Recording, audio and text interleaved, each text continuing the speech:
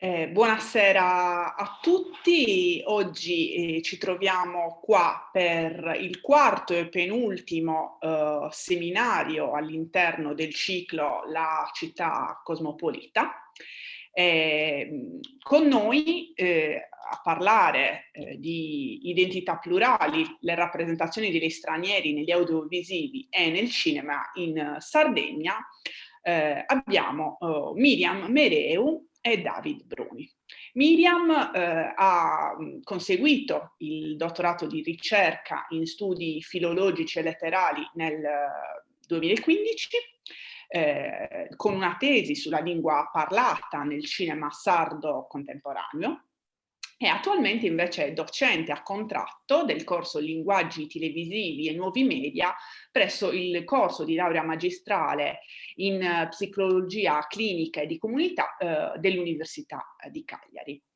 Ha tantissimi interessi di ricerca che spaziano dalla filmologia linguistica al rapporto tra cinema e altri media, la rappresentazione del paesaggio e il cinema reale.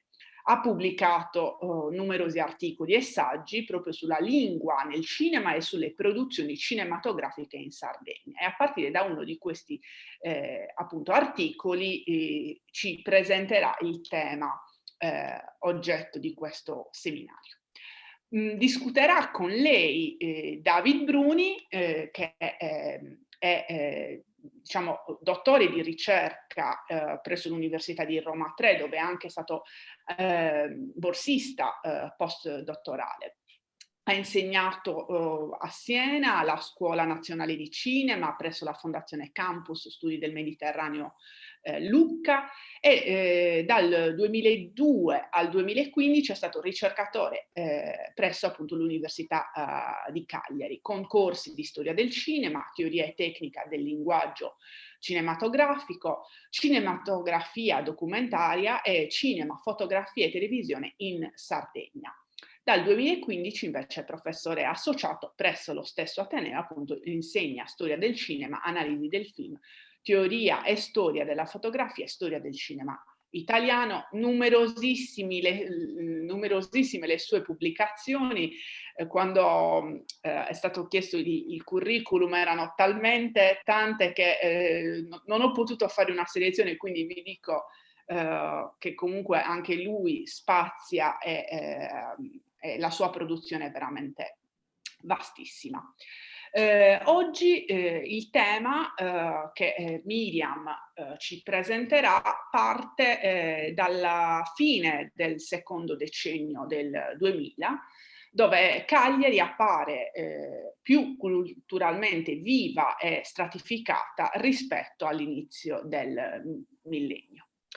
Secondo quelle che sono le ultime statistiche demografiche, le cittadine e i cittadini stranieri residenti nel capoluogo sardo al 1° gennaio del 2021 sono oltre 15.000, quindi circa un decimo della popolazione totale.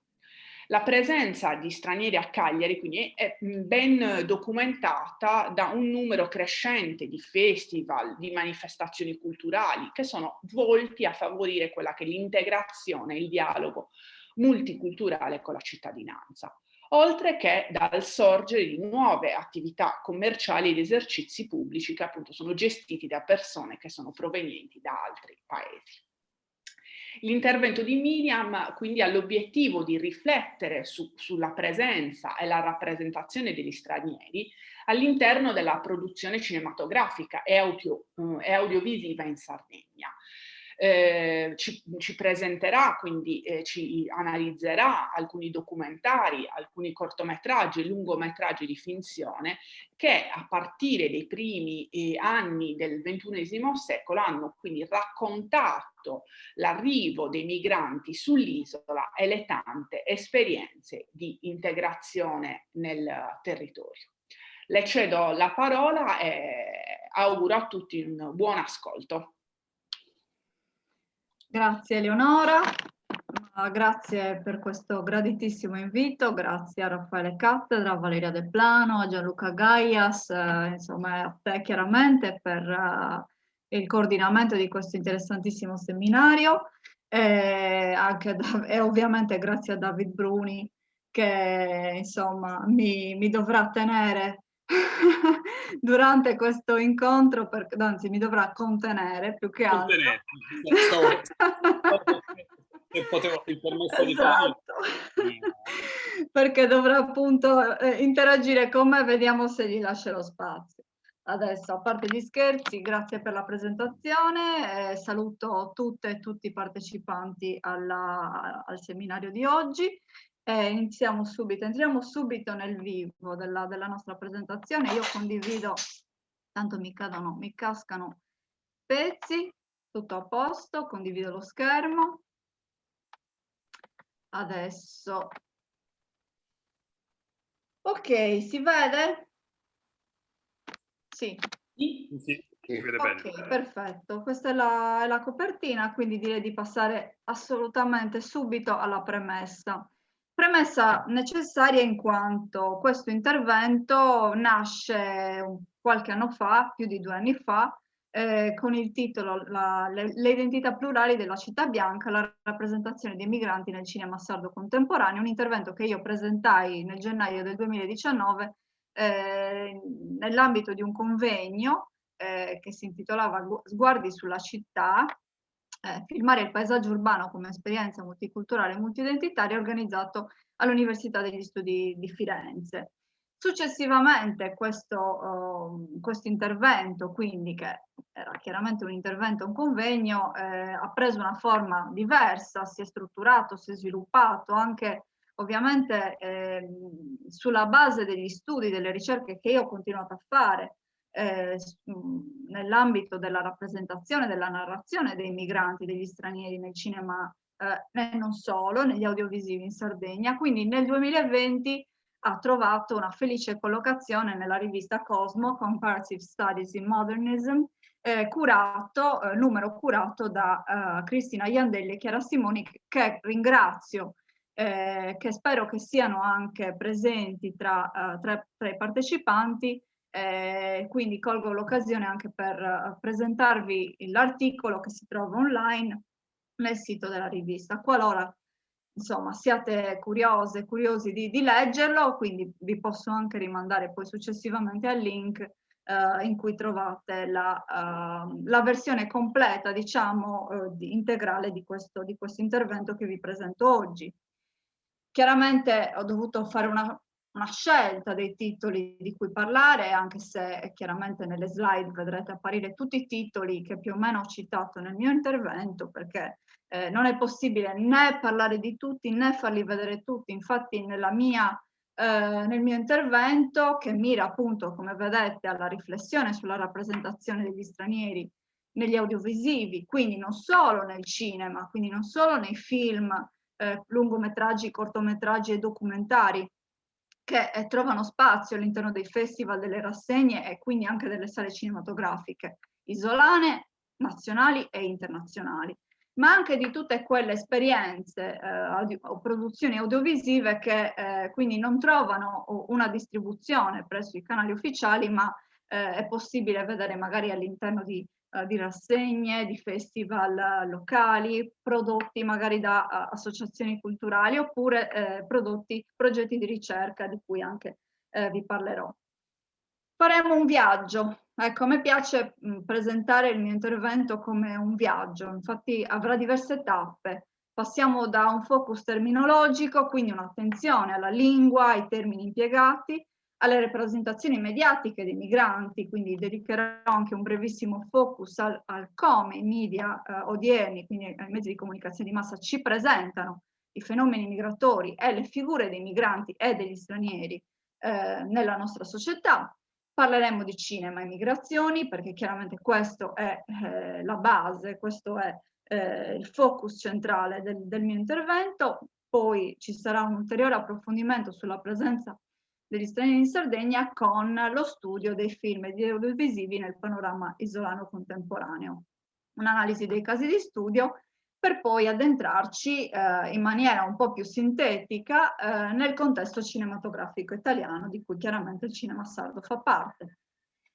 Iniziamo da una citazione che riprendo direttamente da Julia Kristeva, del suo Stranieri a noi stessi, perché per introdurvi il termine, uno dei termini impiegati più comunemente dai media, ma non solo, dall'opinione pubblica, dalla politica e certamente da tutti noi. Lo straniero è la faccia nascosta della nostra identità, scrive Kristeva, lo spazio che rovina la nostra dimora, il tempo in cui sprofondano l'intesa e la simpatia. Riconoscendolo in noi risparmiamo di detestarlo in lui. Lo straniero comincia quando sorge la coscienza della mia differenza e finisce quando ci riconosciamo tutti stranieri. Ecco, questa necessità di riconoscerci tutti stranieri, di riconoscerci nell'altro, quindi nello sguardo, di trovare nell'altro anche noi stessi, ecco, questa è una premessa necessaria, sia diciamo concettuale che anche ideologica, per quel che riguarda appunto il mio intervento. Qua chiaramente non potevano richiamare il dizionario, il vocabolario Treccani della lingua italiana, nel quale appunto il lemma straniero è definito con varie accezioni. Quindi comunque facciamo sempre riferimento, almeno nella radice, nell'etimologia del termine, a un extra, che appunto si ritrova nello straniero, che quindi ritroviamo in tantissime lingue indoeuropee, romanze chiaramente, in cui si fa riferimento ai confini, alla dimensione extra, alla dimensione ulteriore che questo termine veicola. Quindi a un attraversamento anche di questi stessi confini, perché straniero è chiaramente colui, noi lo percepiamo come colui che viene da un altro paese, da un altro territorio, da un'altra nazione. In Sardegna, ad esempio, impieghiamo il termine strangiu o istranzu, logudorese e nuorese, per indicare appunto colui che è estraneo, che è forestiero, quindi che non appartiene alla comunità, alla nostra comunità. Come diceva Nanni Moretti, le parole sono importanti, tanto più in un contesto in cui chiaramente dobbiamo parlare, dobbiamo fare attenzione ai termini che utilizziamo e impiegarli in maniera corretta, in maniera coerente, in maniera efficace e anche rispettosa di quelle che sono le loro accezioni e le loro implicazioni. Quindi lo straniero è il forestiero, è l'outsider, è colui e colei che viene da fuori.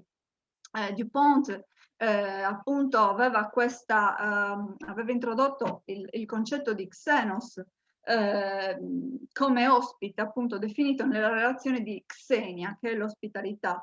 Appunto Benveniste parlava di un contraente, di xenos in quanto contraente di un patto di ospitalità. Quindi lo xenos, lo straniero, sarebbe un ospite. Nel tempo però l'ospite ha assunto anche altre accezioni, quindi è diventato straniero, è diventato anche nemico, quindi non solo ospite bene accetto che entra volentieri in una comunità e viene accettato da una comunità, ma anche colui portatore di minacce, portatore di un'identità che potrebbe minare quindi l'identità stessa degli appartenenti alla comunità. I media impiegano tantissimi termini al giorno d'oggi nei loro discorsi, appunto da clandestino, extracomunitario, irregolare, migrante, che ha assunto, ahimè, anche un'accezione negativa, profugo, richiedente asilo, rifugiato, sono tutti termini che ritroviamo con diversi gradienti e con diversi valori anche all'interno della comunicazione politica, sociale, culturale, in generale mediatica. Straniero, per quel che riguarda l'ambito del mio intervento, ha un'accezione, diciamo un'applicazione più ampia, più eterogenea, perché è vero che io in questo intervento voglio parlare di come i sardi, quindi gli autori sardi e le autrici sarde, rappresentano gli stranieri nella società, nel tessuto sociale della Sardegna, però utilizzerò anche il termine migrante, che invece è un participio presente che, del verbo migrare, chiaramente, che indica mobilità, transizione, una situazione continua di instabilità e cambiamento. Quindi ho voluto includere anche questo significato, questo termine, in quanto, anche riprendendo le riflessioni di Turco, chiama in causa l'immaginario migratorio, cioè la scena di rappresentazione individuale e collettiva dell'atto del migrare Quindi dobbiamo fare riferimento non solo al migrante in quanto figura, in quanto soggetto del migrare, ma anche al paesaggio migratorio nel quale questo soggetto è inserito. Tra i tanti termini e tra i tanti significati che possiamo attribuire al termine migrante o immigrato, c'è anche quello di immigrato elettronico, che secondo Massimo Ghirelli è un'immagine del migrante proposta dalla televisione, più in generale dai mezzi di comunicazione di massa. Cosa ci dice Ghirelli in questa sua riflessione sul migrante o sull'immigrato? Che è colui che arriva. Cioè l'immigrato elettronico sta sempre arrivando, quindi sbarca dalle imbarcazioni, lo vediamo arrivare quindi sulle nostre coste, non lo vediamo mai partire, non lo vediamo mai nella sua terra d'origine, ma sempre in questa dimensione di arrivo. In alcuni casi, in alcuni contesti, da alcune persone viene appunto etichettata come un'invasione, quindi con termini molto forti anche che riguardano, che invadono, scusate la ripetizione, il linguaggio politico e la scena politica. Comunque il verbo che più accompagna quindi le azioni e il vivere degli immigrati sarebbe l'arrivare. Le rappresentazioni mediatiche ci presentano quindi diciamo, diverse figure, diverse immagini dei migranti, molto spesso appunto legate a situazioni di indigenza, situazioni appunto di sbarco, di arrivo in condizioni estreme, eccetera, quindi volte anche a sollevare presso l'opinione pubblica diversi sentimenti contrapposti. Sappiamo anche tutto il dibattito che si è creato, soprattutto in questi ultimi anni, sia a livello politico che a livello culturale e sociale nel nostro paese, appunto in seguito agli sbarchi che anche il cinema, come vedremo dopo, ha testimoniato, ha documentato anche in maniera molto, molto efficace e spesso con toni di denuncia. Come scrive Paolo Ru, la televisione, la stampa, il cinema e gli altri media mettono in atto pratiche discorsive che sono non solo reiterazioni di significati già esistenti, ma anche continua creazione di nuovi contenuti e valori. Quindi i media, soprattutto i giornali, la televisione, che sono quelli che più di altri veicolano questi contenuti, predispongono praticamente attraverso le loro notizie quelli che sono i temi intorno ai quali l'opinione pubblica quindi è tenuta, è invitata ad esprimere un'opinione, un punto di vista. Sarebbe quella la base di questa teoria, c'è l'ipotesi dell'agenda setting di Combs and Bagshaw, che chiaramente ci porta a considerare certi aspetti o certe tematiche semplicemente in riferimento a quello di cui parlano i media, che sarebbe quindi l'agenda politica e l'agenda mediatica. A partire appunto anche da questo libro di Musarò e Parmigiani, quindi le notizie e le immagini sui migranti diffuse dai media contribuiscono ad alimentare quei processi di categorizzazione, di etichettamento da cui scaturiscono stereotipi e discriminazioni nei confronti dell'altro. Quindi ancora i media, quindi sulla base delle rappresentazioni, delle immagini che propongono e anche sulla base della loro agenda mediatica, praticamente non starebbero semplicemente reiterando delle modalità o comunque dei sistemi di stereotipi e di discriminazione nei confronti di quelli che sono i protagonisti, quindi di i protagonisti spesso muti e spesso impossibilitati quindi a dire la loro di quella che è la loro esperienza, che sono i migranti. Vediamo in questi giorni e non solo, in questo periodo, quindi c'è stata una grande, il dibattito sui media continua a essere molto acceso sulla questione riguardante gli sbarchi, non solo in Italia, ma anche a Ceuta, in Spagna. Quindi insomma l'attenzione su queste tematiche è molto viva e molto dibattuta. Quindi diciamo che i media tendono sempre quindi a portare i riflettori su determinate circostanze, soprattutto quando si tratta di enfatizzare, magari con toni negativi o spettacolarizzare o comunque ingigantire quella che è la situazione, magari appunto portando una considerazione o un'opinione, un punto di vista che può essere fuorviante rispetto a quella che è la realtà e che quindi condiziona anche l'opinione pubblica, opinione che chiaramente si ciba, si nutre di queste notizie per cercare altre informazioni o comunque per alimentare quelle che sono le sue paure, le sue preoccupazioni, le sue idee e opinioni. Secondo Marco Bruno, ci sarebbero quindi 3 frames di riferimento a proposito dei fenomeni migratori, che sarebbero quindi il tema della sicurezza, il tema degli sbarchi e la dimensione umanitaria, che infatti sono questi, che infatti sono i più comuni, i principali frames che troviamo all'interno dei giornali, delle riviste, ma soprattutto della televisione, veicola e del web, perché chiaramente queste sono immagini che io ho ripreso dal web, che forse più anche della televisione in questo momento contribuisce a creare il clima di opinione intorno al quale appunto il pubblico è tenuto a esprimersi.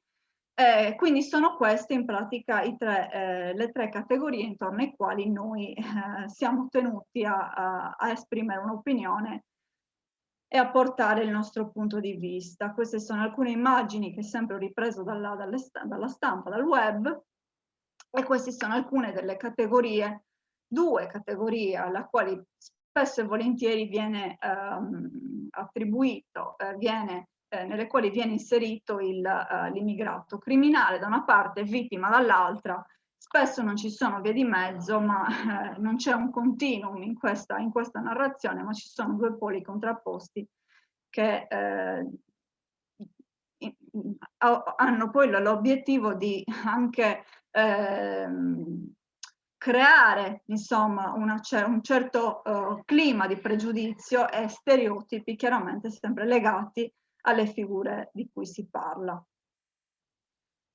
Ma arriviamo al cinema. Quindi dopo questa breve introduzione sui media, che comunque ritenevo fondamentale fare per inquadrare a livello mediatico la situazione, il fenomeno migratorio, specialmente alla luce dei fatti che sono accaduti recentemente, il cinema invece, il cinema italiano contemporaneo, inizia a raccontare le migrazioni, l'immigrazione in Italia intorno agli anni 80, alla fine degli anni 80, però ha sempre raccontato i fenomeni migratori, quelli in uscita, perlomeno sia quelli che interessavano gli italiani che andavano a lavorare in altri paesi. Quindi vediamo ad esempio dal 1915 dall'emigrante di Febomari, arriviamo, mi ha coperto, a Nuovo Mondo di Emanuele Crealese, appunto, che raccontano i flussi migratori degli italiani, spesso degli italiani delle regioni del sud,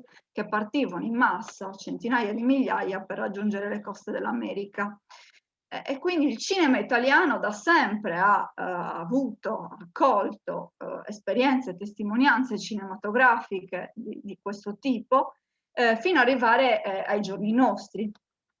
Queste appunto sono alcuni fotogrammi, anche alcune locandine che ho ripreso per fare un quadro visivo di quelli che sono i film, da Rocco e i suoi fratelli all'Emigrante, al film di Luigi Zampa con Alberto Sordi, a Pane e Cioccolata, Nuovo Mondo di Emanuele Crealese. Quindi sempre il movimento migratorio dall'Italia verso fuori. Ma quando è che lo sguardo degli autori e delle autrici italiane inizia a soffermarsi su coloro che arrivano, quindi non più sulle persone che partono, che lasciano i lidi italiani per motivi di lavoro, per motivi tra i più disparati, personali, familiari, eccetera, e iniziano quindi a includere lo straniero, il migrante, nella loro narrazione, nel loro racconto cinematografico. Enrico Geller ci dice che lo straniero si è trasformato in oggetto di indagine, spesso soggetto di racconto. All'inizio era soprattutto oggetto di racconto, oggetto perché era un individuo incapace di parlare, nel senso che non gli veniva offerta la possibilità di parlare. Spesso l'altro, appunto il migrante, lo straniero, era una comparsa o era una figura secondaria rispetto ai protagonisti, sempre italiani, comunque sempre problematizzato in quanto straniero e quindi in quanto appartenente a una dimensione altra.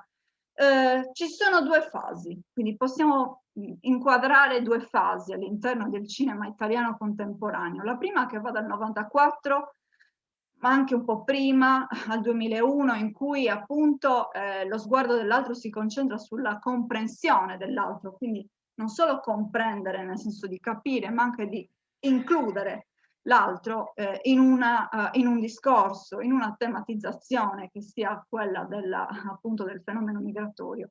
Mentre dal 2004 al 2020, quindi a oggi, ai nostri giorni, possiamo parlare di un nuovo realismo, come l'ha chiamato anche Vito Zagarrio, un new Italian cinema, cioè un nuovo cinema, un nuovo realismo, nuovo neorealismo anche in alcuni casi del cinema italiano, in cui le tematiche affrontate sono molteplici, in cui si vede anche un ulteriore tentativo di descrivere, di raccontare l'altro con toni che non sono più quelli patetici, quelli del pietismo o quelli della colpevolizzazione dell'altro, ma anche appunto dando la parola attivamente all'altro affinché si possa raccontare. Perché il cinema italiano ha iniziato quindi a interessarsi alle migrazioni, quindi agli stranieri che arrivano da altri paesi? Intanto la crescita della popolazione straniera in Italia.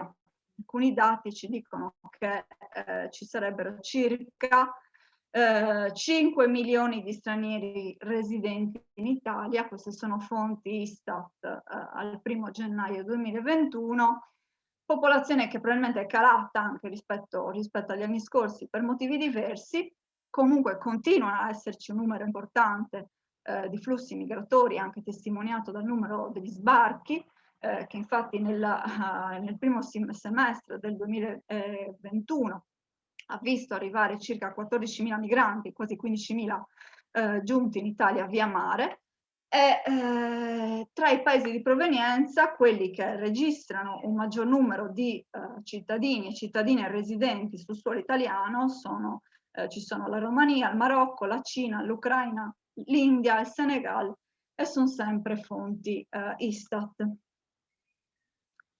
E in Sardegna ci sono sempre state persone provenienti da altri paesi, quindi ci sono sempre state genti straniere che si sono avvicendate sul suolo sardo. Infatti su Stranzu è colui, Sughi Beni de Summari, cioè è colui che viene dal mare. Il mare infatti ha sempre avuto sempre ricoperto questa immagine, avvalendosi anche di una simbologia non sempre positiva, anzi molto spesso negativa, in quanto il mare veniva visto come motivo di pericolo, oppure come origine di nemici, di conquistatori, di invasori di ogni tipo, perché le genti sarde hanno sempre conosciuto comunque invasioni esterne, e la stessa Sardegna è stata dominata, come sappiamo, ha avuto governi e dominazioni straniere, a partire chiaramente, se vogliamo considerare come straniere quelle pisane genovesi, ma poi per arrivare fino ai catalano-aragonesi, gli spagnoli, i piemontesi, eccetera. Quindi comunque lì la Sardegna è sempre stata interessata da questi flussi continui, costanti di genti, e d'altronde anche la letteratura sarda è ricca sia nelle fonti documentarie, nei testi istituzionali, quindi anche medievali, ma anche nelle opere dell'8 e Novecento di personaggi, di figure provenienti da altri paesi o dall'Italia. La popolazione straniera in Sardegna ha registrato un lieve aumento rispetto allo scorso anno, infatti sono circa quasi 52.000 gli stranieri residenti in Sardegna, il 3%, 3,3% circa della popolazione totale, e la popolazione che risiede a Cagliari, quindi gli stranieri che risiedono a Cagliari sono circa 15.000.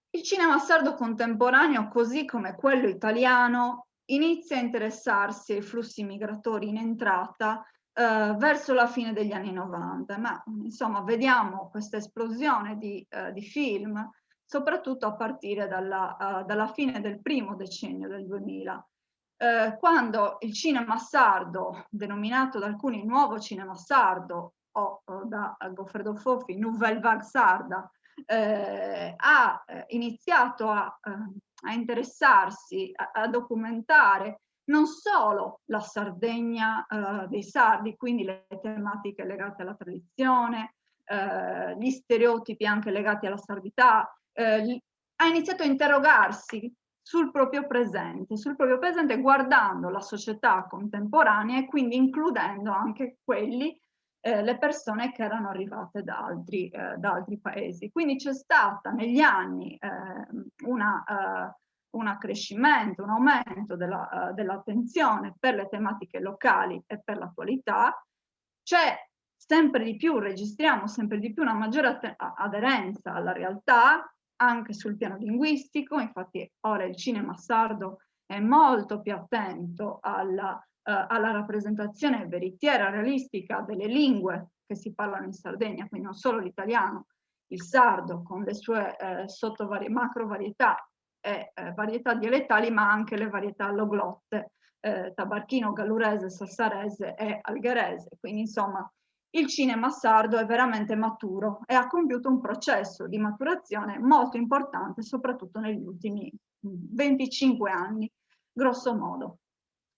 L'urgenza di raccontare la società contemporanea e le città è chiaramente molto sentita dai cineasti e dalle cineaste sarde nel secondo decennio del 2000, in quanto chiaramente non possiamo più solo parlare della Sardegna com'era, ma dobbiamo raccontare la Sardegna com'è, dobbiamo metterci in dialogo con il mondo.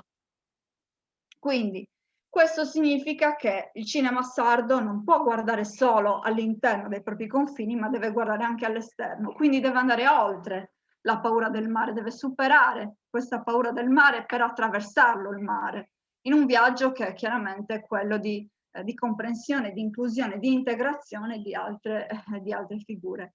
Ed ecco che quindi l'attenzione rivolta ai migranti e alle popolazioni straniere in Sardegna cresce nelle pellicole girate e ambientate in Sardegna, perché comunque ci sono anche pellicole girate in Sardegna, non sono di autori sardi, ma che sfruttano la scenograficità, le bellezze paesaggistiche della Sardegna per girare, per ambientare i propri film sull'isola. C'è una presa di coscienza della società che sta cambiando, che sta crescendo nel bene e nel male, e soprattutto c'è, come scrive Sonia Cincinelli, la capacità di introiezione del fenomeno migratorio in atto. Quindi sempre più registi, autori e autrici si interrogano oggi sui nuovi arrivati, quindi sulle persone, sulle genti straniere che giungono in Sardegna.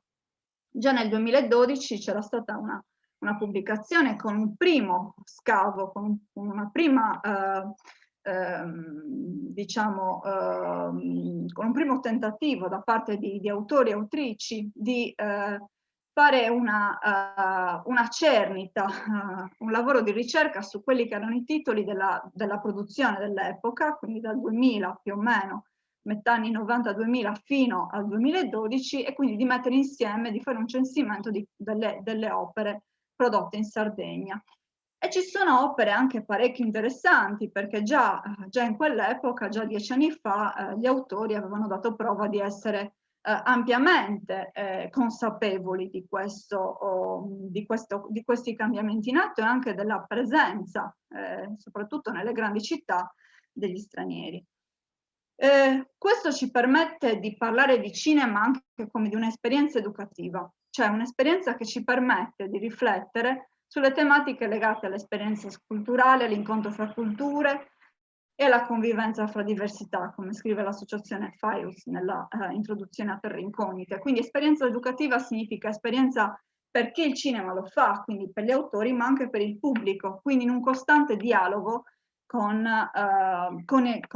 chi riceve, con i fruitori dei film.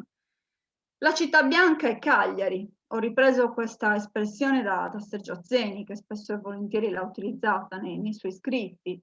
È una città che negli anni è diventata sempre più multiculturale, sempre più complessa, stratificata da un punto di vista sociale, culturale, linguistico.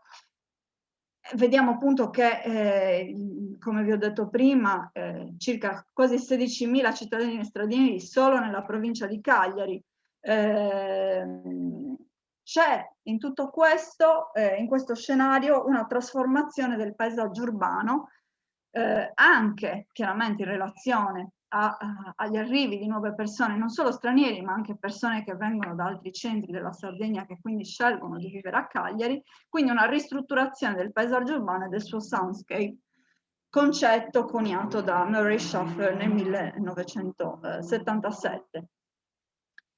La città bianca appunto si riempie, si rivitalizza, si nutre di tantissime identità plurali, che sono quelle poi delle persone provenienti da diversi paesi che abitano nei suoi quartieri storici, il più popoloso dei quali è probabilmente il quartiere della Marina, che registra appunto una grande presenza di stranieri, specialmente di provenienza, faccio qualche filippina, ucraina, cinese, romena, senegalese e bengalese, secondo i dati di cui Giuni Azzeni, ma dovremmo anche riaggiornarli in base a quelli che sono i dati fornitici dal comune di Cagliari. E i quartieri storici, così come rilevato da Cattedra Memoli e Gaias, sono quelli che attualmente registrano la maggior concentrazione di popolazione straniera. Eccoci finalmente ai dati cinematografici, quindi dopo una breve rassegna di dati statistici e demografici vediamo come la città bianca in questa sua moltitudine, molteplicità di identità viene rappresentata sul grande schermo. Il primo film, il primo lungometraggio che porta un'attenzione su queste tematiche è Tutto torna di Enrico Pizzianti, per passare a Tajabon, mediometraggio di Salvatore Mereu, Dimmi che destino avrò di Peter Marcias, La nostra quarantena, sempre di Marcias, e Futuro prossimo di Salvatore Mereu. Tutto torna quindi ambientato nel quartiere della Marina, quartiere che storicamente ha sempre registrato il numero più alto di stranieri, o comunque ha sempre avuto una vocazione particolare, una propensione particolare per far risiedere, per far abitare non solo persone straniere, quindi provenienti da altri paesi, ma artigiani, commercianti, mercanti, eccetera, come dimostrano anche le fonti più antiche. E quindi la Marina oggi è forse il quartiere più multiculturale che ritroviamo a Cagliari, ed è dimostrato anche da moltissime iniziative, quali ad esempio Marina Café Noir, per parlare di un'iniziativa culturale che ha quasi 20 anni e che continua, nonostante le complicanze anche dovute alla pandemia, per fortuna continua il suo viaggio con le sue edizioni, spostandosi però anche in altri quartieri, e quindi la Marina doveva essere, secondo Pizzianti, l'ambientazione, il luogo in cui ambientare la storia di Massimo, che è un ragazzo proveniente da un paese del centro della Sardegna, che arriva quindi nella grande città in cerca di lavoro. A lui si contrappone lo zio Beppe, che invece è un imprenditore un po' ottuso, che è anche razzista, perché spesso e volentieri condisce le sue battute con sproloqui, insulti rivolti al personale chiaramente sottopagato, sfruttato in nero che lavora nel suo oyster bar. Appunto vediamo alcuni termini che utilizza: gentaglia di fuori, negraglia, cioccolatino nigeriano, insomma sono tutti termini che provengono da tutto torna, che io ho voluto evidenziare per ancora per porre l'attenzione su quelli che sono anche gli stereotipi che circondano la rappresentazione e i discorsi intorno agli stranieri. Ciò che probabilmente è il punto debole di questo film è il fatto che i migranti siano delle figure marginali che ricoprono ruoli secondari di comparsa, che quindi stiano sempre in zone, in prossimità, in spazi liminari e marginali tra il dentro e il fuori, quindi non all'interno dei locali, ma fuori, nelle strade della Marina, nelle piazze della Marina, quasi a ricordarci quindi che quello è un quartiere multiculturale che la sua caratteristica risiede nella forte presenza del quartiere della Marina, che, come scrivono Aro e Tanca, diviene un varco di visibilità delle varie comunità immigrate all'interno della società di insediamento, e per questo stesso motivo è anche un luogo simbolico, sia per gli stranieri che per i residenti. Infatti loro utilizzano due espressioni, che sono quelle di identità del luogo e di identità di luogo, per descrivere le relazioni e anche il senso di appartenenza che i cittadini, che i residenti del quartiere nutrono nei confronti del quartiere della Marina o La Pola. Vi farei vedere a questo punto una breve clip, giusto un paio di secondi, anche per mostrarvi e per farvi sentire il film. Quindi devo passare a un altro. Guarda che se lavori con me, Peppo non te ne avanza, Lo so. Altro che appunti. A proposito di lavorare con me, te l'ha detto tua madre, vero? I capelli. Mettiamoci nei panni dei giovani algerini. Tu, un giovane algerino, di belle speranze, di bella presenza. Che fai? Non attraversi il mare per cercare di aggrancire qualcosa anche di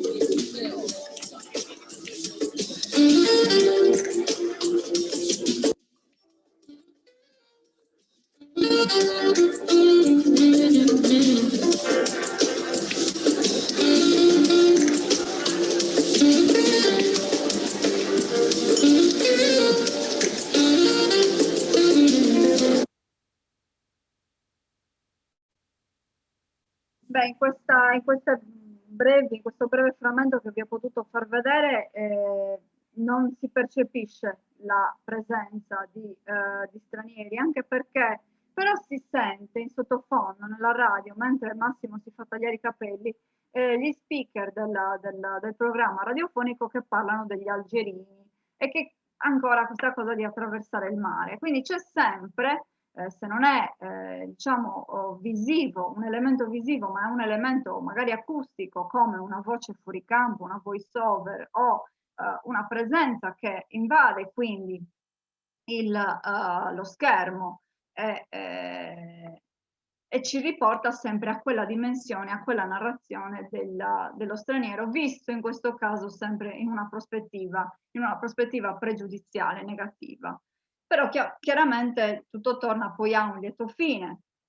Non vi vado a spoilerare nulla, se siete interessati, anzi vi invito a vedere il film, anche perché riflette non solo sulle migrazioni verso la Sardegna, ma anche le migrazioni interne, quindi quelle dei sardi che cercano lavoro a Cagliari, quindi si trasferiscono nella grande città dai piccoli paesi. La dedica finale è in questo caso emblematica, perché ci dice a chi parte, a chi arriva e chi ritorna. Mi preme sottolineare il fatto che molti autori sardi, molti registi sardi sono essi stessi migranti, proprio perché si sono formati spesso fuori, all'università, attraverso master, attraverso scuole di cinema. Lo stesso Mereu ha fatto il centro sperimentale a Roma, ha studiato al DAMS di Bologna. Marco Antonio Pani ha una lunghissima esperienza a Barcellona, in Catalogna, dove per anni ha anche insegnato in una scuola di cinema. Lo stesso Pizzianti ha studiato cinema all'estero. Quindi i destini di questi autori spesso e volentieri si arricchiscono di esperienze di migrazione, di emigrazione e poi di ritorno in Sardegna,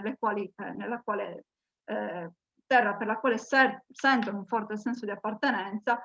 Quindi diciamo, la loro linea biografica spesso e volentieri si intreccia con quelle che sono le tematiche affrontate nei loro film.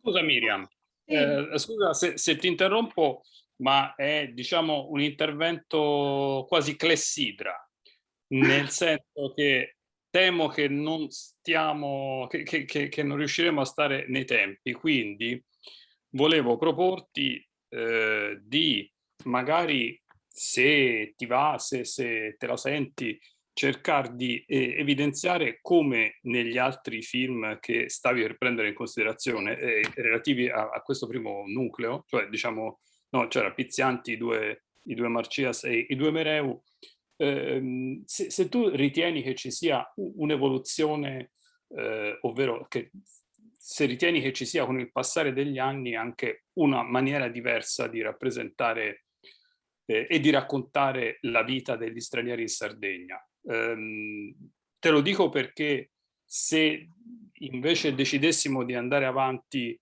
in maniera analitica e dettagliata come stiamo facendo, temo che potrebbe non esserci spazio né per il dibattito né per eventuali considerazioni ulteriori, cioè che vadano al di là rispetto a questo primo nucleo di film che hai individuato.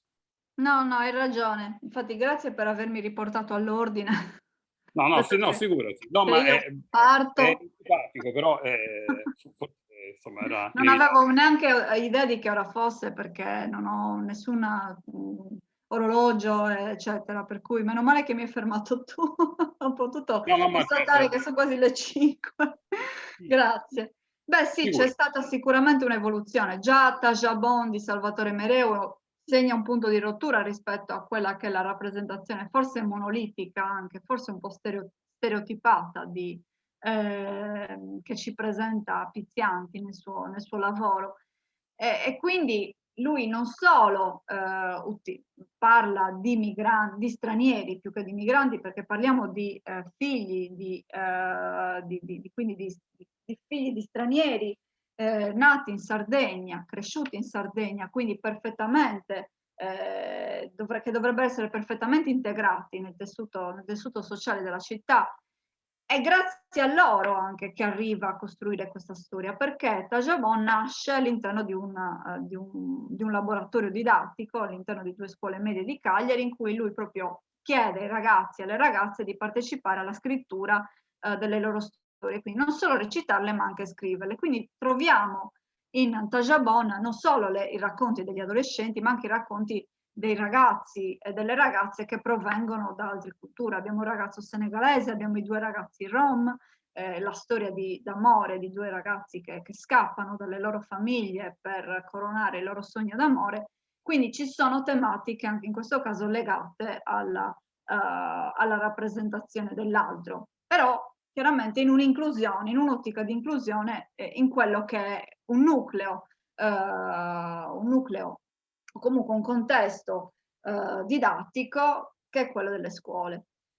Anche a livello linguistico c'è una maggiore consapevolezza, una maggiore attenzione rispetto ai primi film, perché chiaramente Mereu è molto attento a rappresentare i migranti, comunque gli stranieri, anche sul versante linguistico. Infatti vengono utilizzate le lingue parlate dalle loro comunità, il Wolof romani, oltre all'italiano regionale, al dialetto cagliaritano, che sono chiaramente le lingue preponderanti che sentiamo nel film. Ma certamente questo sguardo si complica, si arricchisce. No, scusate. Vedete il PowerPoint? Stiamo vedendo il PowerPoint. Dimmi che destino avrò. Bene. No, tutto ciò si arricchisce ulteriormente in Dimmi che destino avrò di Peter Marcias, ambientato in una comunità rom, in cui si va oltre, quindi questa visione ricca o comunque foriera di pregiudizi e di stereotipi nei confronti delle comunità, degli stranieri che vivono nell'Interland cagliaritano, quindi si cerca anche di mettersi un po' dall'altra parte, quindi di guardare gli altri dal loro punto di vista. Dobbiamo tenere in conto che ciò non è compiuto alla perfezione, in quanto dobbiamo probabilmente arrivare ai lavori di Stefania Muresu e dell'associazione Quattro Cani per Strada con video partecipativo in Sardegna per metterci veramente nei panni, nelle voci dei migranti che finalmente riescono a raccontare le loro esperienze, le loro storie grazie all'audiovisivo. No, qua perché parte automaticamente il... Vorrei arrivare a Futuro Prossimo, ecco, per chiudere questo primo nucleo, vorrei giungere a Futuro Prossimo, che è l'ultimo cortometraggio di Salvatore Mereo prima di Assandira, girato a Cagliari, che ha per protagoniste una bambina, una ragazza nigeriane, che al tempo della realizzazione del cortometraggio abitavano in un centro di accoglienza di Cagliari, anzi di Pirri. Anche questo è un film che nasce in un contesto didattico, infatti nasce all'interno del Master Interateneo per Filmmaker tra il dicembre 2016 e il 2017, per poi approdare in diversi festival anche internazionali. Qui la prospettiva chiaramente si ribalta, perché dal punto di vista di Basilio, che è il custode dello stabilimento dove le due trovano rifugio, e che chiaramente guarda in maniera negativa, con tantissime implicazioni razziste e xenofobe, la presenza di gente, soprattutto di migranti, e lo vediamo sin dalle primissime scene del cortometraggio, e ci porta invece in quella che è la ricerca di lavoro e di stabilità per le due protagoniste, che vagano per la città di Cagliari fino a trovare finalmente alla fine del film una porta nuovamente chiusa, che quindi impedisce loro di passare la notte all'interno dello stabilimento. Per loro chiaramente c'è un finale aperto, non sappiamo che cosa succederà, quindi Mereu in realtà non risolve la storia di Rachel e Mojo, anzi la problematizza, la complica, perché ci sta portando a noi, pubblico, a riflettere sulla situazione, sulla condizione di queste due ragazze, comunque molto giovani, una giovanissima, che arrivano a Cagliari in un paese straniero e non sanno che cosa fare. Quindi in questo senso sta abbracciando quella che è più il loro punto di vista e la loro esperienza umana, che non presentando invece il nostro punto di vista, che siamo quelli che osservano la realtà. Il mare qui ha una forte valenza simbolica, è quasi, come direbbe Cassano, la linea utopica dell'orizzonte, cioè quello a cui che noi guardiamo stando fermi sulla spiaggia, o al quale tendiamo anche con il pensiero, con la nostra immaginazione, immaginandoci che cosa ci possa essere al di là di questa linea utopica. Quindi anche il finale del film di Mereu è molto simbolico, emblematico, in quanto ci colloca in questo sguardo, facendoci prendere proprio il punto di vista delle due protagoniste e facendoci vivere fino all'ultimo questa loro disperazione. Questo è il... Sì. Sì. No, in realtà ti interrompo, ma forse ti sto facendo una domanda. Il mio era un modo per sollecitarti, ma tu stessa stavi andando avanti, perché io ho avuto naturalmente l'opportunità, la possibilità di leggere il tuo saggio, e quindi direi che tu hai individuato due macro categorie, no? di Sì. film, o per dirla in maniera più inclusiva e forse completa, di produzioni audiovisive. La prima è quella che hai già preso in considerazione, legata a forme di cinema, si fa per dire, un pochino più tradizionali, tanto per intendersi. La seconda invece sezione, o meglio, forse il secondo sottoinsieme, è legato a un'etichetta che io non amo in modo particolare, ma che insomma può servire, come tutte le etichette, come punto di partenza, che è quello di cinema della realtà. Sì. Con una serie molto eterogenea e frastagliata di esperienze che hanno, no, a che fare con magari un budget contenuto rispetto a quello, soprattutto di alcune degli esempi che hai già preso in considerazione, che hanno a che fare anche con magari la possibilità di attingere a finanziamenti regionali, ministeriali e così via. E la domanda che ti volevo fare, ma in realtà è un modo per sollecitarti verso la direzione che tu stessa stavi intraprendendo, è se con riferimento a questo secondo sottoinsieme ti sembra che si possano individuare dei tratti di una maniera i tratti di una maniera diversa. È sempre rischioso generalizzare, ma insomma i tratti di un modo diverso di raccontare gli stranieri in Sardegna, e questi incontri, diciamo, sul piano multiculturale e multirazziale, che negli ultimi anni, anche e innanzitutto come conseguenza dell'aumento del flusso e del fenomeno migratorio, naturalmente sono più frequenti e sono sempre più intensi. Assolutamente sì, infatti stavo andando verso le ultimissime esperienze, quindi lasciate da parte le esperienze di documentari o comunque di produzione audiovisiva locali, spesso legati all'associazionismo, a associazioni culturali o a progetti di ricerca o all'ambito didattico, che sono molteplici, anche alcune parecchio interessanti. Volevo però focalizzarmi anche, appunto, stimolata dalla tua domanda, sull'esperienza del video partecipativo in Sardegna, per poi ricollegarmi a quella che è l'esperienza del video partecipativo anche in Italia.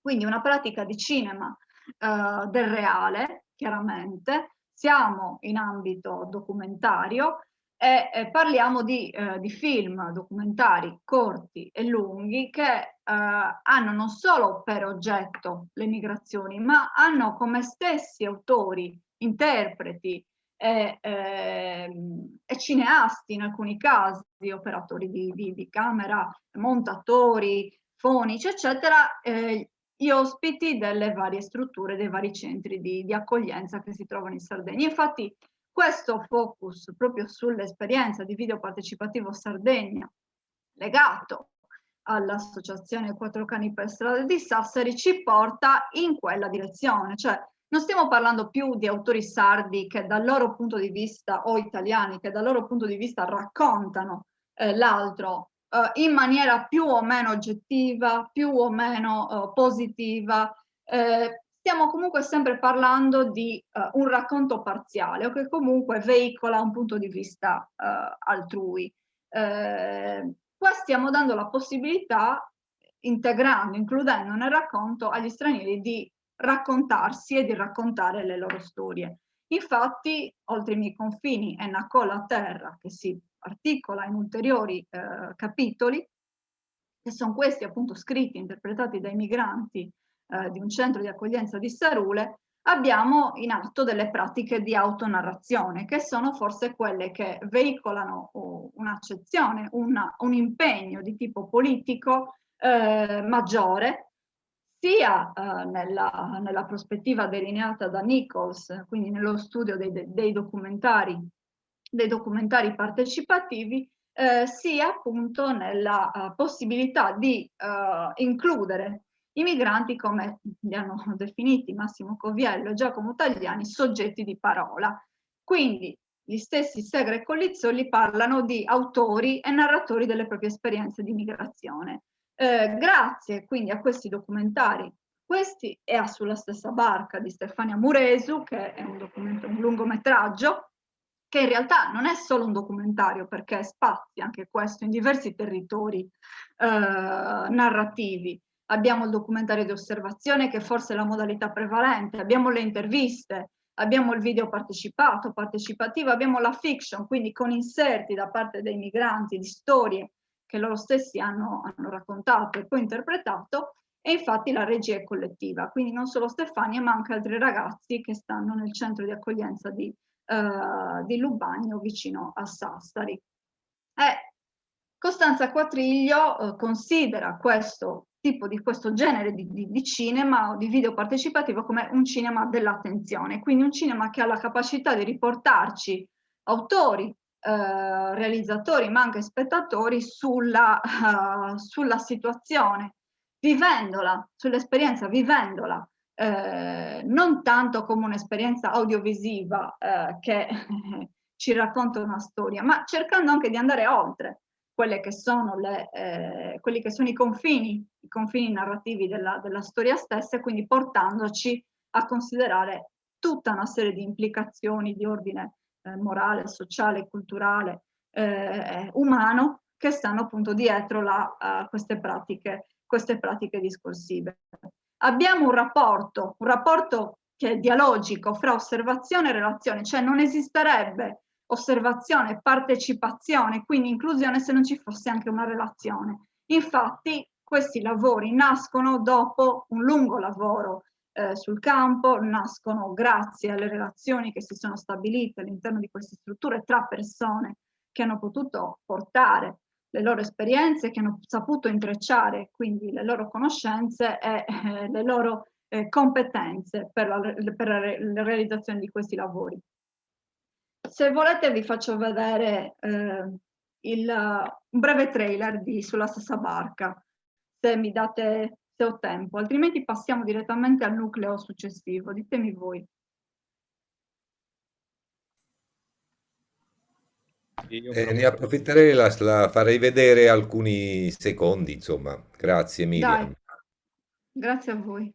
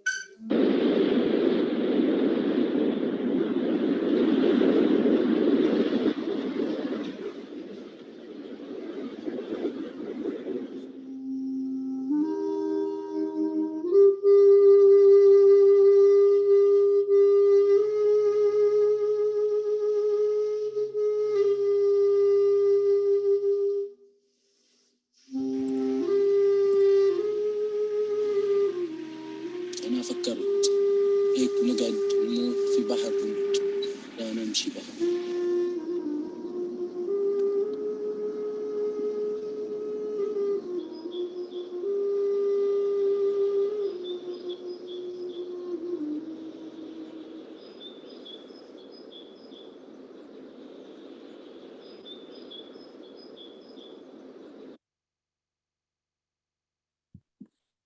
Quindi nel trailer sono mostrati diversi momenti, anche diverse pratiche che sono utilizzate da Stefania e dagli altri autori per raccontare la storia dei migranti. Quindi andiamo dalla fiction, la costruzione di questa baracca dentro un bosco, che è quella in cui ha vissuto uno dei ragazzi che è autore della storia, alla storia di Tony, che è questo ragazzo siriano che giunge in Sardegna attraversando il Mediterraneo su un barcone, fino anche alle riprese che avvengono all'interno della struttura per mezzo sia di videocamere che di cellulari. Infatti il cellulare, come vedete, è a colori per darci proprio questa sorta di doppio racconto, quindi non solo il bianco e nero del documentario, ma anche quello che veicolano le altre immagini, che sono i loro ricordi, le immagini legate al loro passato, oppure le notizie che loro leggono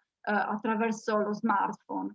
Quindi questa dimensione ulteriore di racconto che si inserisce all'interno della narrazione cinematografica. Vado avanti, non mi fa andare avanti. Eccoci qua.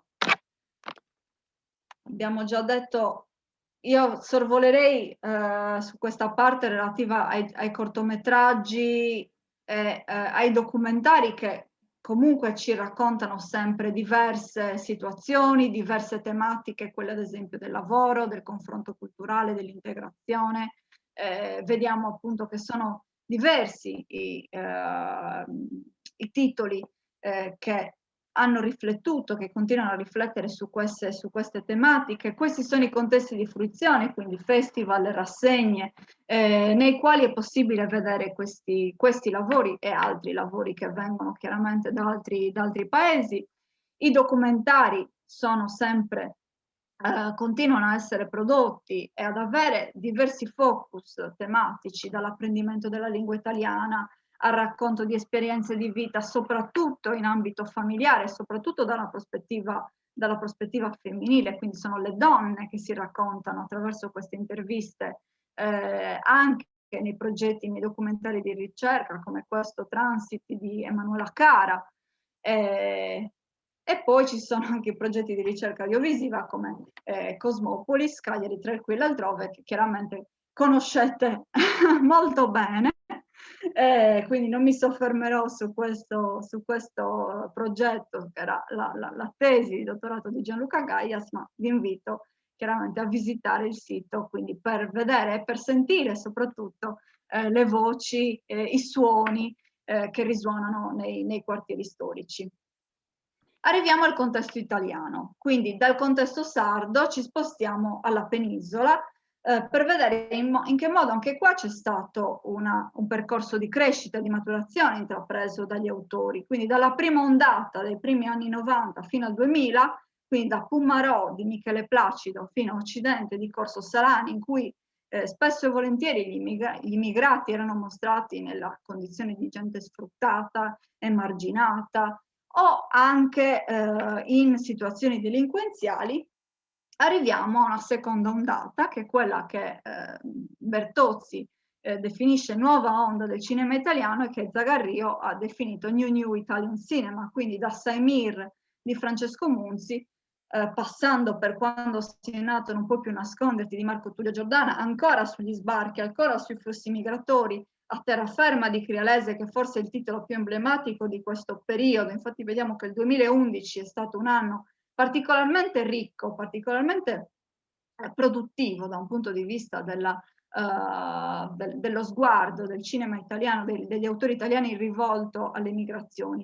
Agli Occhi Azzurri, che ancora parla di figli di immigrati, quindi di italiani, di cittadini italiani nati da genitori stranieri, che devono sempre comunque confrontarsi con diverse problematiche, con diverse tematiche, dall'integrazione alla criminalità, allo scontro interculturale, fino ad arrivare a Fuoco a Mare, che è forse anche uno dei titoli più noti, più internazionalmente noti e discussi dell'ultimo decennio di Gianfranco Rosi, che ci mostra in parallelo le vite dei lampedusani e gli arrivi dei migranti a Lampedusa.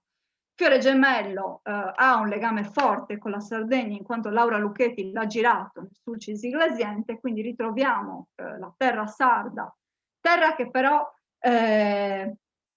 non è direttamente riconoscibile come Sardegna. Lo sappiamo perché anche la Film Commission ha sostenuto le fasi di ripresa, di realizzazione, di produzione del film, che però appunto ritroviamo solo nei suoi paesaggi. È la ragazzina protagonista Anastasia Bogac è di Cagliari, quindi ancora un film legato alle tematiche della migrazione, ambientato in Sardegna, però stavolta fatto da un'autrice romana. Tolo Tolo è un altro film che ha fatto parlare moltissimo di sé, soprattutto quando è uscito nel gennaio del 2020, in quanto è una commedia, diciamo, dai toni anche drammatici, che vede l'arrivo dei migranti in Italia attraverso il punto di vista di Luca Medici, Narte e Checco Zalone, che si mischia a loro per poter tornare in Italia. Quindi questi sono alcuni fotogrammi dei film di cui vi ho parlato. Vediamo Tolo Tolo, in alto il ragazzino di Fuoco a Mare, al centro i protagonisti di Fiore Gemello, in basso a sinistra le due protagoniste le migranti, anzi la migrante è il figlio di Terraferma, e infine giù abbiamo l'ABA, Educazione criminale, di Guido Lombardi. Quindi queste sono le tematiche affrontate, sempre in diverse modalità, con diverse con gradienti più o meno alti, tra l'altro, di attenzione, di consapevolezza e anche di denuncia, se vogliamo, di queste tematiche, che si confrontano spesso anche con tematiche legate alla criminalità organizzata, quindi all'incontro tra comunità straniere e comunità, diciamo, autoctone, italiane, e quindi nel loro interagire anche in contesti di criminalità organizzata. Questi sono invece film accentati, cioè accentati, riprendo questo termine da NATC, Accented Cinema, Accented Films, in quanto realizzati da registi e registe stranieri. Quindi Io Laldo di Mohsen Melliti, Io Rom Romantica di Laura Halilovic e Bangla di Fahim Buyan, che è una commedia molto, molto carina, molto divertente, però anche molto attenta a trattare la rappresentazione degli stranieri in una grande città come Roma dal punto di vista, in questo caso, del suo autore. Bangla, appunto. Scusa Miriam, a me era venuto, ma forse stai finendo e te lo chiedo dopo. Sì, sto finendo praticamente. No, scusa, no. No, ma se vuoi chiedermelo, chiedimi pure. No, siccome appunto hai appena offerto tutta una serie di esempi relativi al caso, diciamo così, italiano, insomma, continentale, Sì. Io ero curioso di chiederti, per quanto sia sempre molto rischioso generalizzare, io non amo generalizzare e trovo che sia sempre molto rischioso, ma se secondo te esistono mediamente differenze significative nel modo in cui il cinema sardo ha raccontato gli stranieri, o meglio, se preferisci, il cinema ha raccontato gli stranieri in Sardegna rispetto al modo in cui invece gli stranieri sono stati raccontati, ad esempio, dai film che hai citato, che sono ambientati, tranne il caso di Lucchetti. Sì, Fiore Giamello. Esatto, in Italia. Quindi, ma questo intendo anche per la sensibilità che i registi hanno mostrato nel raccontare questi incontri sul piano multiculturale, multirazziale, ma anche proprio da un punto di vista formale. Secondo te esistono sguardo diverso, veicolato anche naturalmente da questioni riconducibili per comodità ad aspetti che hanno a che fare con la sfera, diciamo, stilistica, estetica? So che è difficilissimo generalizzare, però insomma, siccome non ho... Sì, dimmi. No, siccome ammetto che ho visto solo una parte di questi film, curioso di capire se secondo te esistono, ma sì, diciamo in maniera un po' vaga, se esiste una diversa sensibilità e anche un modo sul piano formale per raccontare gli stranieri basato su differenze, fondato su differenze significative in Sardegna rispetto al resto d'Italia, oppure invece ti sembra che prevalgano le analogie, i punti di contatto?